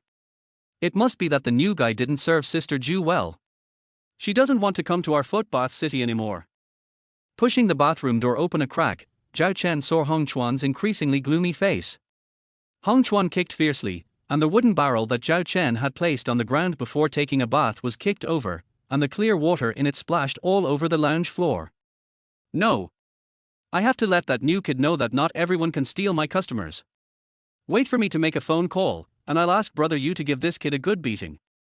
After Hong Chuan finished speaking, the 3 of them each picked up a wooden barrel and left the lounge. Zhao Chen breathed a sigh of relief. He had just come in to take a shower and forgot to bring his clothes in. Chapter 30. If he was discovered at this most vulnerable moment, his reputation would be ruined for the rest of his life. After staying in the lounge for a while, Zhao Chen tied it up and went downstairs again. It said that the foot bath industry was not very friendly to a broken man like him. That night, except for a rich woman named Zhu Yu, the rest of the people who came for massage were basically middle-aged men. As for the few wealthy ladies there, they had already made appointments with technicians, so Zhao Chen had no chance to help. It was not until 2 o'clock in the morning that the number of customers gradually decreased. The originally noisy footbath city gradually became quiet, and the customers who remained in the footbath city at this point basically ordered overnight service. Of course, overnight service does not mean that the technician will massage the customer all night long, but that the technician can leave when the customer falls asleep. The hourly rate will stop being settled the moment the technician leaves the box, after which the accommodation fee will be deducted. Customers don't have to worry about being overcharged. "Newcomer, we finally caught you." Just as Zhao Chen was playing with his mobile phone out of boredom, the trio's playful expressions appeared one after another on the stairs leading to the second floor.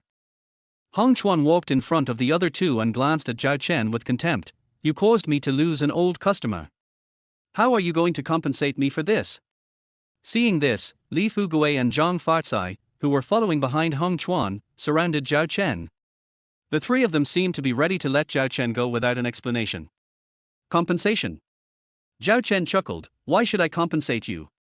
Does the customer need your consent if he suddenly wants to change the technician? Hong Chuan stepped forward and grabbed Zhao Chen by the collar, and his foul breath slapped Zhao Chen's nose. In order to protect Sister Zhu as a customer, do you know how much effort I have to make in private? As soon as you started working today, Sister Zhu ordered you. If you didn't have malicious intentions to steal my customers, how could she know you? Hong Chuan's voice became increasingly sharp. Previously, Zhu Ryu would contribute at least 3 hours of money to him almost every day. With his fee of 140 per hour, plus Zhu Ryu's occasional tips, he could earn nearly 10,000 yuan from Zhu Ryu in a month. And just now, when he sent a message to ask the other party why she asked him not to contact her, he found that he had been blocked by Zhu Ryu. When I tried to make a call, all I heard was a dead tone saying the user you are dialing is powered off. Obviously, his phone number has been blocked by the other party. If the footbath city had not had a rule that employees were not allowed to have conflicts inside the city, he would have wanted to go up and beat Zhao Chen up right now. Seeing that he couldn't do anything to Zhao Chen in the footbath city, Hong Chuan sneered and stared at Zhao Chen with hawk-like eyes. Zhao Chen, you'd better not walk on the road at night after get off work. Otherwise, no one can predict what you might run into. Oh. Got it. Zhao Chen still looked indifferent, which made Hong Chuan so angry that he snorted coldly and left. Wait until 3 o'clock. The footbath city stipulates that if you are not on duty at this time, you can go home after get off work. Seeing that there was indeed no one there, Zhao Chen packed up his things and left the footbath city. Outside the footbath city is a bathing street. Even at this point, the lights are still bright. Many pedestrians on the road have smiling faces as they walk out of one bathing city after another. Zhao Chen couldn't help but sigh as he watched the grand occasion. Back then, I was one of them. After turning several corners on the street, Zhao Chen soon noticed that there were 2 figures following him. What a coincidence, we're both on the same way. Zhao Chen muttered to himself without thinking much about it and continued to take the shortcut home. Chapter 31. Boy, are you the new technician of Shinfan Bath City? In the dark alley, Zhao Chen's face was covered in darkness. There was a man standing in front and behind him, blocking him from front and back. Zhao Chen felt that the voice of the person sounded familiar, as if he had heard it somewhere before, and his eyes narrowed slightly. After a while, he finally remembered the other person's identity and a smile appeared on the corner of his mouth. Zhao Chen teased, not panicking, what's wrong? Working at this time will cost extra. The man in front of him seemed to be irritated, and his voice was slightly deep. It's you, second brother. Do it. Okay, big brother. A simple and honest voice sounded from behind Zhao Chen, and the smile on Zhao Chen's face became more and more intense. A car sped past the entrance of the alley, and its lights flashed past, making Zhao Chen's profile flicker. The man called Brother Yu was stunned when he saw this. The second brother, who was standing behind Zhao Chen, so that Brother Yu did not move, scratched his head in confusion, and hesitated for a moment whether to take action. My eldest brother's brain is occupied and his brain and body are disconnected. The second brother muttered something and raised the stick in his hand.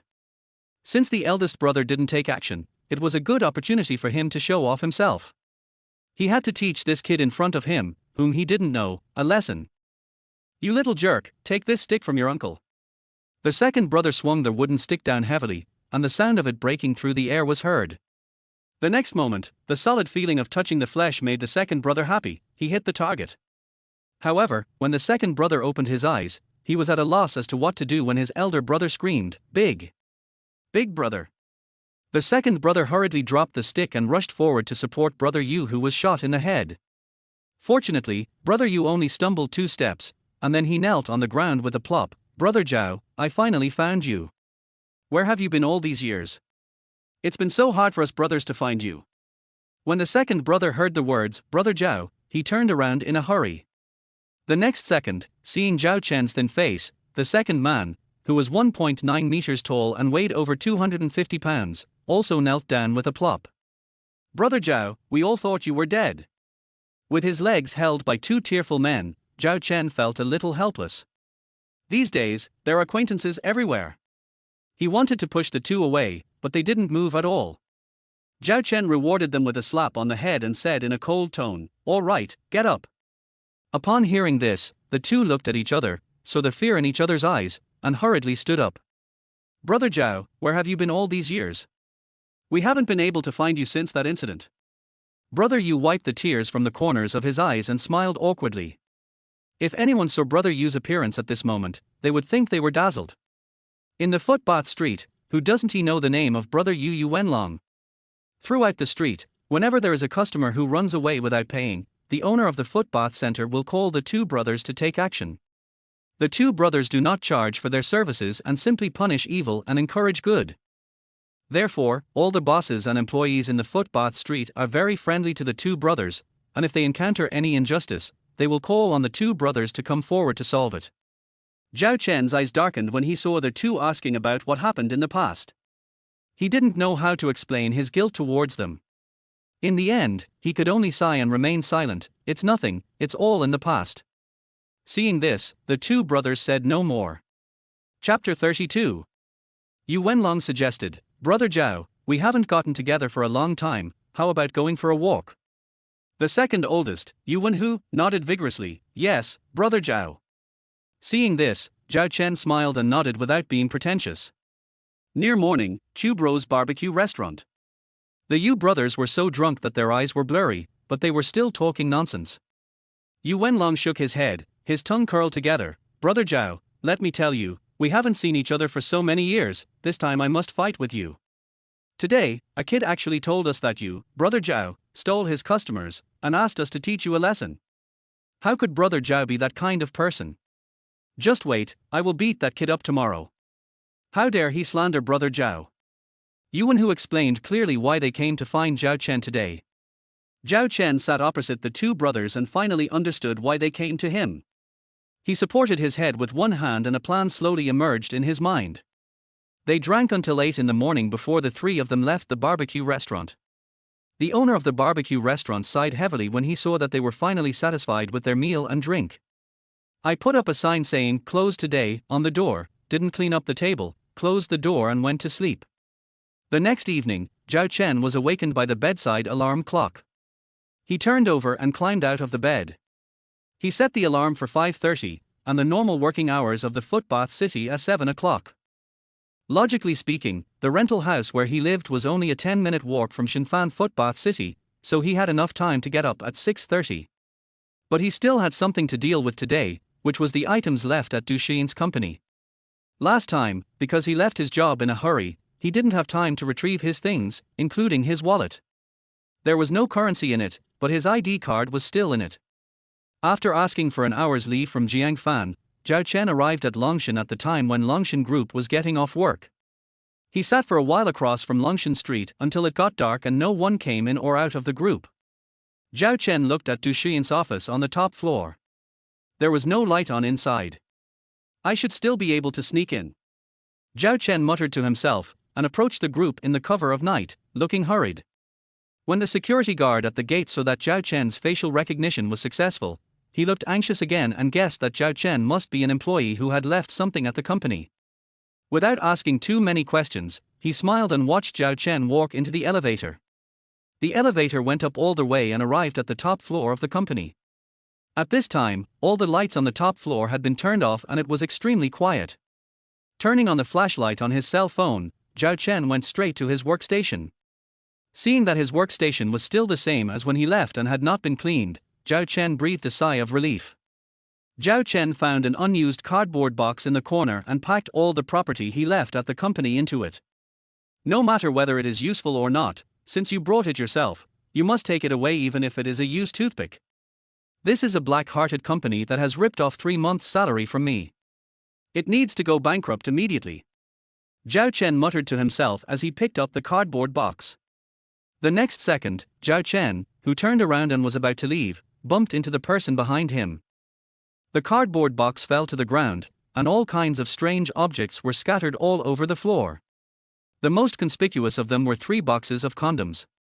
This is the latest product released by Longshan's subsidiary. Zhao Chen fell to the ground, frightened out of his wits, and stepped back in fear. Are you a ghost? Not only do you walk without making any sound, but you also don't talk. Du Xiying stood with the handrail, looking down at Zhao Chen, with a hint of teasing on her face. Didn't you resign? Why are you back? Chapter 33. I still have some important things that I haven't taken away. Zhao Chen was extremely embarrassed. The important thing he was referring to was his ID card. However, Shiying glanced at the scattered items on the ground. Apart from some useless pens and notebooks, only condoms were the most conspicuous.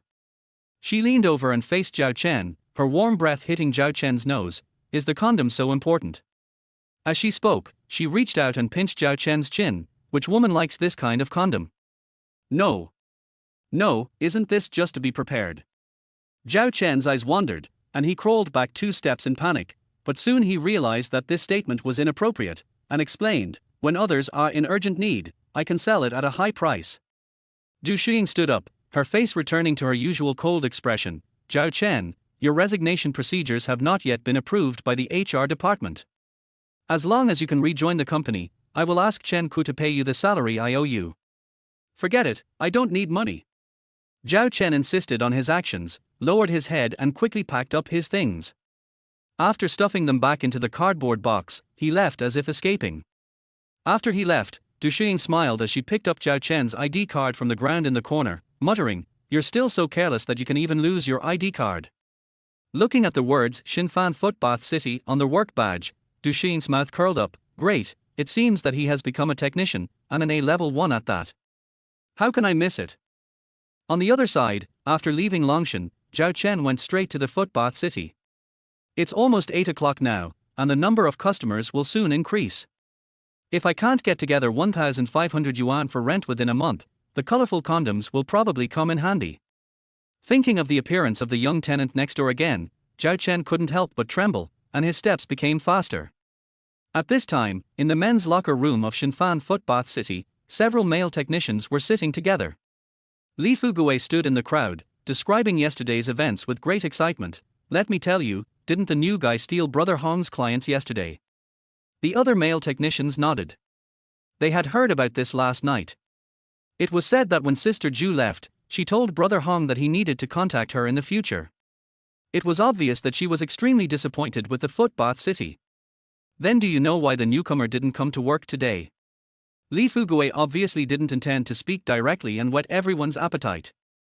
A middle-aged man in his 50s touched his bald head and said, Xiao Li, don't keep us in suspense. Tell us now.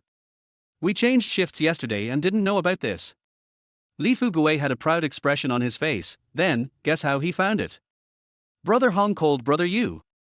Hearing the words, Brother Yu, the others all took a deep breath. The middle-aged man continued to ask, what happened next? What happened next? Li Fugui looked disdainful and said, didn't I tell you later? The new guy didn't go to work today. He's probably still lying in the hospital. Har ha har ha. At the same time, Hong Chuan came in from outside. He had just received last month's salary today and was in a good mood. In addition, he had just listened outside for a while and found that everyone was discussing this matter. He looked proud. The new guy made me lose Ms. Ju as a customer. I must let him know that I am not someone you can easily mess with. Hong Chuan just wants to let everyone know who is the #1 male technician at Xinfan. Anyone who goes against him will definitely not end well. Putting down the freshly poured hot water, Hong Chuan pretended to be looking for massage supplies, but he was actually still eavesdropping. After a while, seeing that everyone had changed the subject, he left with the bucket. Chapter 34.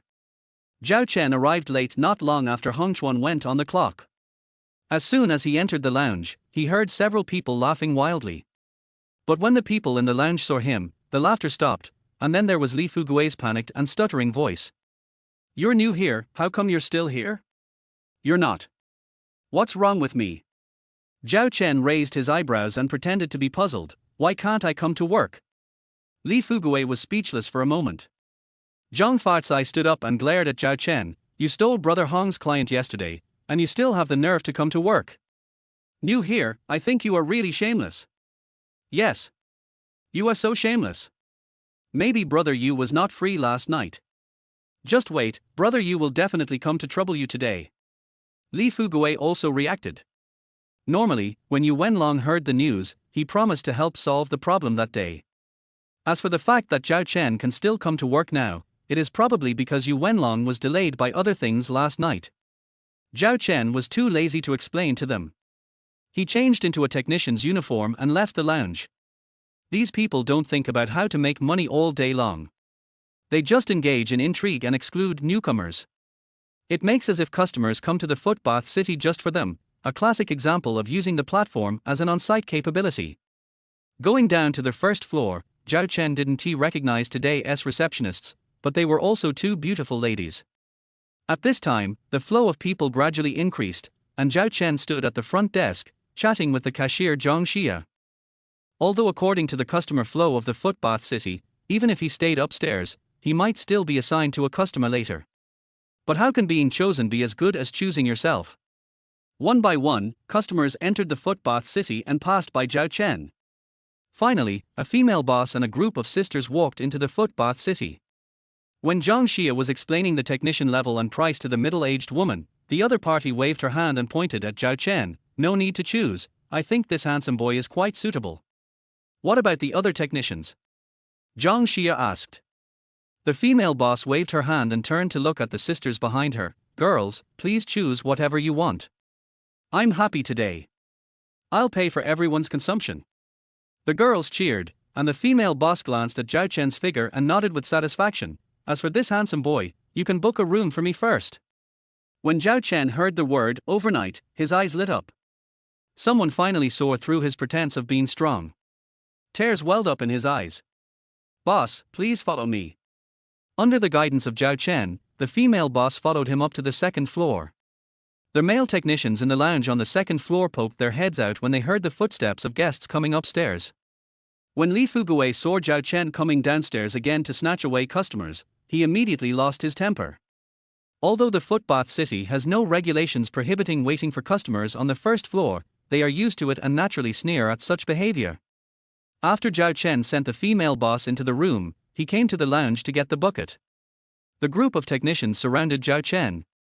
Li Fugui gritted his teeth and said, Zhao Chen, you said you didn't steal customers. The female boss who just came in was my customer before. Being surrounded, Zhao Chen raised his eyebrows. He remembered that the female boss had a new card, so how could she be Li Fugui's customer? Chapter 35. Now that the female boss was still waiting, Zhao Chen was too lazy to talk nonsense with these people. He pushed away Li Fugui who was blocking his way, picked up the bucket, and walked towards the water room.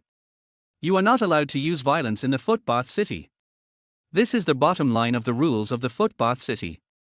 Li Fugui looked at Zhao Chen's back and gritted his teeth in hatred. Soon, a plan came to his mind, and a grim smile appeared on his face. Inside the room, Zhao Chen was performing a massage. The female boss screamed and resigned herself to her fate at first, but in the end she found that her foot pain, which had lasted for years, was relieved by Zhao Chen's massage. She looked at Zhao Chen with blurry eyes, and then fell into a deep sleep. As time passed, Zhao Chen realized that the female boss had fallen asleep, so he stopped massaging her calves and left the room. Generally speaking, when the technicians in the footbath city see the boss fall asleep, they will continue to massage for at least half an hour longer. After all, it is difficult for the boss to overtime, but it is easy for you to overtime. If you press the button for 1 more second, you can earn 1 more second of money. Zhao Chen left the room and went into the bathroom to take a shower as usual. After he came out, Hong Chuan also returned to the lounge. Seeing that Zhao Chen had no injuries on his body, Hong Chuan was slightly surprised, but he still sneered in his heart. His idea was the same as Li Fugui's. The only reason Zhao Chen was safe and sound was because Brother Yu hadn't taken action yet. Thinking of this, Hong Chuan called Yu Wenlong. On the other end of the phone, Yu Wenlong's tone was a little cold, but he still agreed to come to the footbath city to cause trouble for Zhao Chen. Hong Chuan was obviously excited to get Yu Wenlong's affirmation. Although he felt that Yu Wenlong was a little strange today, he didn't think much about it. He just felt that the other party was a little dissatisfied with his urging. As it approached 10 o'clock, the number of customers in the footbath city increased again. After Zhao Chen received the returning customer sister Zhu, he watched Zhu Ryu stagger away again. As for the rich woman Zhu Ryu, after leaving the footbath city, her eyes were dazed on their way back in the car. Zhu Ryu licked the corner of her mouth that she had bitten at some point, and recalled Zhao Chen's massage technique. After serving 2 customers, Zhao Chen was obviously beginning to run out of energy. He leaned against the sofa in the lobby of the footbath city, waiting for the next rich woman who could see through his pretense of toughness to appear. However, at this moment, Qin Huanyue ran to Zhao Chen in a hurry. Qin Huanyue frowned and looked at Zhao Chen with a worried look on her face. "Zhao Chen, it's already this late and you're still lying here, hurry up and leave." "Why am I leaving?"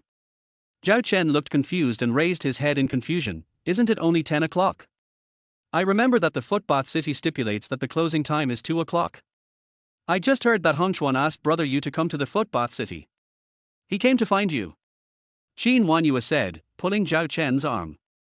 "Brother Yu hasn't come yet, you still have time to run. Once Brother Yu comes, you're done. Let's go." "Zhao Chen. Want to leave? Too late. Brother Yu will be here soon." At the same time, Hong Chuan appeared at the stairs. He looked at Zhao Chen and said, "Zhao Chen, since you dare to steal my customers, you should be prepared for revenge. Because you stole my customers, I called Brother Yu here. Even if the boss knew about this, he couldn't do anything to me." Hong Chuan looked smug and didn't take Zhao Chen seriously at all. Chapter 36. He just called Yu Wenlong again to inquire, and the other party told him that they had already arrived at the footbath street and would be here in a few minutes. Zhao Chen glanced at Hong Chuan. He hadn't even started to retaliate against him, but already the other party was looking for death. Shaking his head helplessly, Zhao Chen leaned back on the sofa again, sinking into it comfortably. At the same time, the two brothers Yu Wenlong and Yu Wenhu appeared at the gate of the footbath city. Seeing this, Hong Chuan immediately stepped forward to greet him. "Brother Yu, you are finally here." Then, Hong Chuan turned around and looked at Zhao Chen. "Zhao Chen, now I'll give you a chance to admit your mistake. As long as you can admit your mistake in front of everyone in the footbath city, kneel down to apologize to me, and compensate me for the loss of my customers you took away, I can forgive you." Behind Hong Chuan, Zhang Farzai immediately echoed, "Zhao Chen. Hurry up and apologize to Brother Hong. Kneel down and apologize."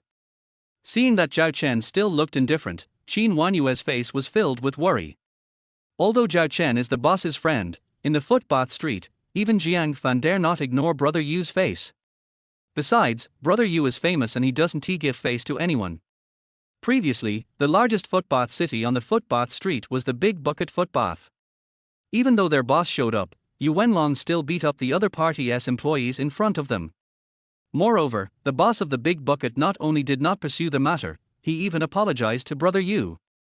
"Zhao Chen, why don't you apologize to Hong Chuan? Although you did nothing wrong in this matter, Brother Yu doesn't care about that." Qin Huanyue was about to cry. She didn't know why she was like this, as she had only met Zhao Chen a few times. On the sofa, Zhao Chen looked up at Hong Chuan. "You said I stole your customers. Please show me the evidence, don't just talk nonsense. Ms. Zhu was indeed your customer before, but yesterday, before she chose me to give her a massage, I didn't say a word to her. What right do you have to accuse me of stealing your customers?" Zhao Chen stood up and gave Qin Huanyue a reassuring look. Qin Huanyue didn't know why, but even though she knew that Zhao Chen had no chance of settling the current situation, she still believed in him unconditionally. Their heart that was originally pounding gradually calmed down. Seeing that Zhao Chen was still stubborn even at this time, Hong Chuan sneered, "Zhao Chen, I think you won't cry until you see the coffin." Then, Hong Chuan looked at Yu Wenlong and, in front of everyone, he recounted what happened last night with exaggeration.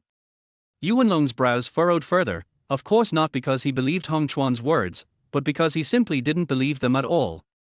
In his impression, Zhao Chen would never, and would not, take the initiative to snatch other people's customers. Seeing Yu Wenlong still hovering at the edge of the red temperature but still not taking action, Hong Chuan's eyes rolled and he began to criticize Zhao Chen. "Brother Yu, Zhao Chen not only stole my customers, but I also told him before that you, Brother Yu, would come and seriously resolve this matter. Guess what happened? Zhao Chen not only humiliated me, but he also said that in his eyes, Brother Yu, you are just a little jerk." Hong Chuan spoke with great excitement, but Yu Wenlong finally couldn't stand it anymore and glared at Hong Chuan. Hong Chuan thought that the other party was going to attack Zhao Chen, and a smile of success appeared on his face. "Zhao Chen, Brother Yu will make you pay for what you did." Chapter 37. Yu Wenlong was so angry that his face turned red. Even though Zhao Chen had told him last night not to use violence in the future, he still couldn't stand Hong Chuan at this moment. With his 5 fingers clenched, Yu Wenlong punched Hong Chuan in the face. Hong Chuan was unable to dodge and was knocked to the ground by a punch. He looked at Yu Wenlong, his eyes full of confusion. "You, brother you, why did you hit me? It was Zhao Chen who stole my customers and insulted you, you." Without giving Hong Chuan a chance to continue speaking, Yu Wenhu, who was behind Yu Wenlong, kicked forward. The kick was so powerful that the sound of the shin bone breaking was heard. Everyone present, except Zhao Chen, was stunned. Qin Wanyue turned her head away and dared not look. Some timid female technicians even started crying. Zhao Chen frowned and stood up, slapping Yu Wenhu on the head. "You kid, why did you hit me so hard? If I break it, you have to pay for the loss of the footbath city." Although the footbath city is not his own, from another perspective, Hong Chuan is still his competitor. But from Zhao Chen's perspective, Jiangfen felt that the other party's behavior of beating up the employees of the footbath city was really excessive. Yu Wenhu touched his head, which was hurt by Zhao Chen's slap, and looked aggrieved. "Brother Zhao, didn't he frame you? And my elder brother also hit me. Why did you slap my head? This is not fair." Yu Wenlong's originally cheerful expression faded upon hearing this. He raised his hand and slapped Yu Wenhu's big head. "How can my fighting be the same as yours? Don't you see how strong you are?" After 2 consecutive slaps, Yu Wenhu squatted in the corner and burst into tears. Everyone present saw that Zhao Chen actually slapped Yu Wenhu on the head, and Yu Wenhu not only did not dare to fight back, but also cried out of grievance. They all widened their eyes, their jaws almost dropped to the ground, and whispered. Zhao Chen actually dared to slap Yu Wenhu on the head, and Yu Wenhu didn't dare to fight back. "Oh my god! What did I see? Didn't you hear Yu Wenhu calling Zhao Chen, brother Zhao? Is it possible that Zhao Chen was also a gangster before? I don't think so. Zhao Chen doesn't have the social airs of the Yu brothers. It seems to me that they have known each other for a long time." Hong Chuan lay on his back on the ground, holding his broken knee and screaming. Veins bulged on his forehead and fine cold sweat appeared on his skin. After a while, the ambulance arrived. He looked at Zhao Chen fiercely. "Zhao Chen, this matter is not over today. And Yu Wenlong, Yu Wenhu, you guys can wait to go to jail."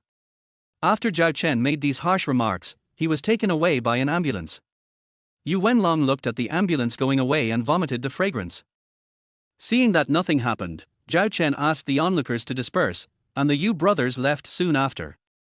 The crowd that had originally gathered at the entrance of the footbath city dispersed. At a time when the customer flow should have been the largest, Shinfan footbath city did not have a single new customer. Zhao Chen held his forehead with his hand. After this incident, Jiang Fan would definitely complain to him crazily when he came tomorrow. Sitting back on the sofa, Zhao Chen felt drowsy. Last night he drank with the Yu brothers until morning, and when he got home he had to do various housework. He slept for less than 6 hours in total. After 2 consecutive massages tonight, he felt drained. However, just as Zhao Chen's consciousness was in chaos, a cold voice sounded in the lobby. "Hello, help me find a technician." When he heard the voice, Zhao Chen jumped up from the sofa in response. The next second, he met Du Shiying's eyes full of teasing. "Shit! How did this woman find this place?" Chapter 38. Seeing the footbath city work permit in Du Shiying's hand, Zhao Chen touched his chest and then his pocket. "Damn! I left my work ID card at the company and it was picked up by Du Shiying." At the front desk, Zhang Xia saw Du Shiying looking at Zhao Chen and immediately introduced him to her. "That's our new technician, an A-level technician. If you want him to do it, we can arrange it for you right away." Du Shiying nodded imperceptibly and pointed at Zhao Chen. "Okay, then it's him. Arrange a night for me. This is 10,000, all charged to the card." Zhang Xia immediately smiled happily. As receptionists, their main commission came from customer deposits. The higher the customer's deposit, the higher the commission they can get. If Du Shiying charges 10,000 yuan at one time, she can get a commission of 500 yuan at one time. For a small receptionist like her, this is almost 3 days' salary. "I'll arrange it for you right away." Zhang Xia held the mouse and clicked on the computer continuously. After a while, she handed a gold card to Du Shiying. Here is your card, enjoy your massage." As she spoke, Zhang Xia gave Zhao Chen a crazy look. Zhao Chen showed a smile that was uglier than crying, and took Du Shiying upstairs. "Hello, please follow me upstairs, I will arrange a massage for you right away. What services do you have for this overnight stay?" Du Shiying rubbed her neck. I'm a little tired from work recently, so I came here to relax. We have foot massage, shoulder and neck massage, and full body massage. Although he was desperate, Zhao Chen still introduced the services professionally. He only finished the introduction after sending Du Shiying into the room. You are quite knowledgeable. Du Shiying smiled frivolously, looking at Zhao Chen as if she was looking at him. Give me the most complete massage. Even my hair will receive the most meticulous service. Okay, I'll arrange it for you right away. Zhao Chen said, and left as if escaping. Du Shiying looked at Zhao Chen's back as he left and couldn't help laughing out loud. Zhao Chen, it seems that I overestimated you. I didn't expect that even though you've become a technician, you'd still hurt me like this. On the other side, after Zhao Chen left the room, he found that some policemen had come up to the second floor. He didn't think much about it and continued to fetch water. He just treated the other party as someone who came for a routine checkup.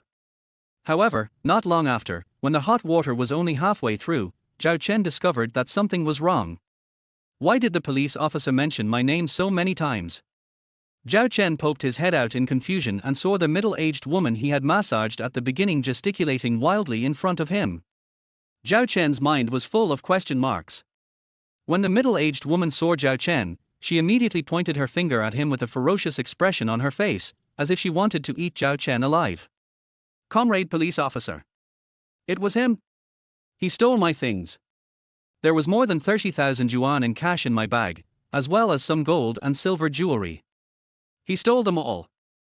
The middle-aged woman took off the bag on her waist, poured it onto the floor, and all the items inside fell out.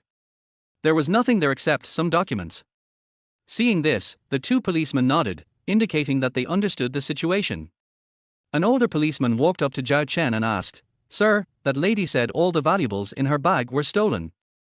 Do you know about this?" Chapter 39. After Zhao Chen understood the situation, he calmed down instantly. He pondered for a while and looked at the old policeman.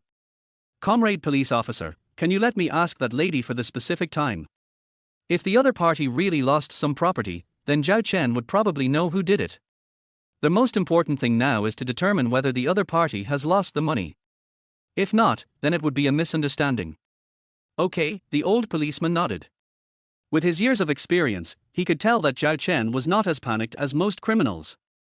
Instead, he was very calm and wanted to understand the situation first. You can first confirm privately whether the money is lost. If it is indeed lost, we will open a case for investigation. Zhao Chen walked towards the middle-aged woman and asked, "Hello, are you sure that your belongings are lost and not misremembered?" "What else?" The middle-aged woman was excited and said in a high-pitched voice, "I just took this money out of the bank not long ago. Do you think I am deliberately framing you?" Many customers and technicians heard the noise in the corridor and popped their heads out of their rooms. Several male technicians who were already unhappy with Zhao Chen immediately started to exaggerate in front of the customers, especially Li Fuguei. "Boss, you see, don't hire that male technician anymore. He will steal the customers' money. Just hire me now. I will never do such a thing." After hearing what Li Fuguei said, the young woman behind him nodded. "Indeed, I wanted to order that handsome guy at first. If you hadn't recommended your cooking skills to me, I would have ordered you. Otherwise, my money might have been stolen now." At the same time, the middle-aged woman's companions also walked out of the room one after another. Zhao Chen pointed at the locker with his name on it. The locker, which was supposed to be wide open, was closed at some point, and the key was still in the door. The police officer followed Zhao Chen's instructions and opened the locker door. As expected, there was a gold ring and a pearl necklace lying in the locker, but other than that, there was no trace of a single banknote. The veteran policeman has been handling cases for many years, and when he saw the situation inside the counter, he had some guesses in his mind. But it was just a guess, he needed more evidence.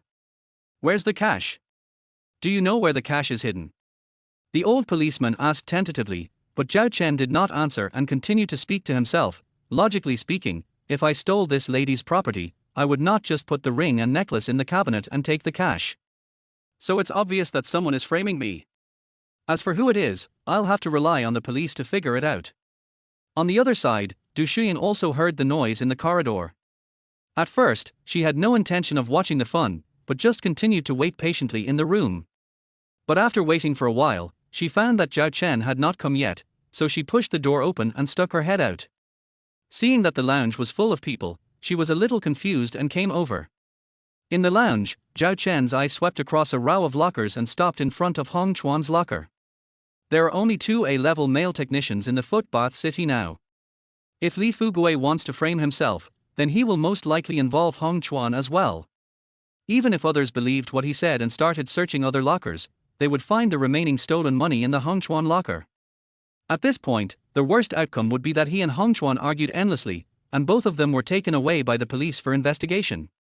By then, the footbath city will most likely take into account the pressure of public opinion and expel both himself and Hong Chuan. In the end, he will gain a lot of say in the footbath city. Zhao Chen thought so but didn't point it out deliberately.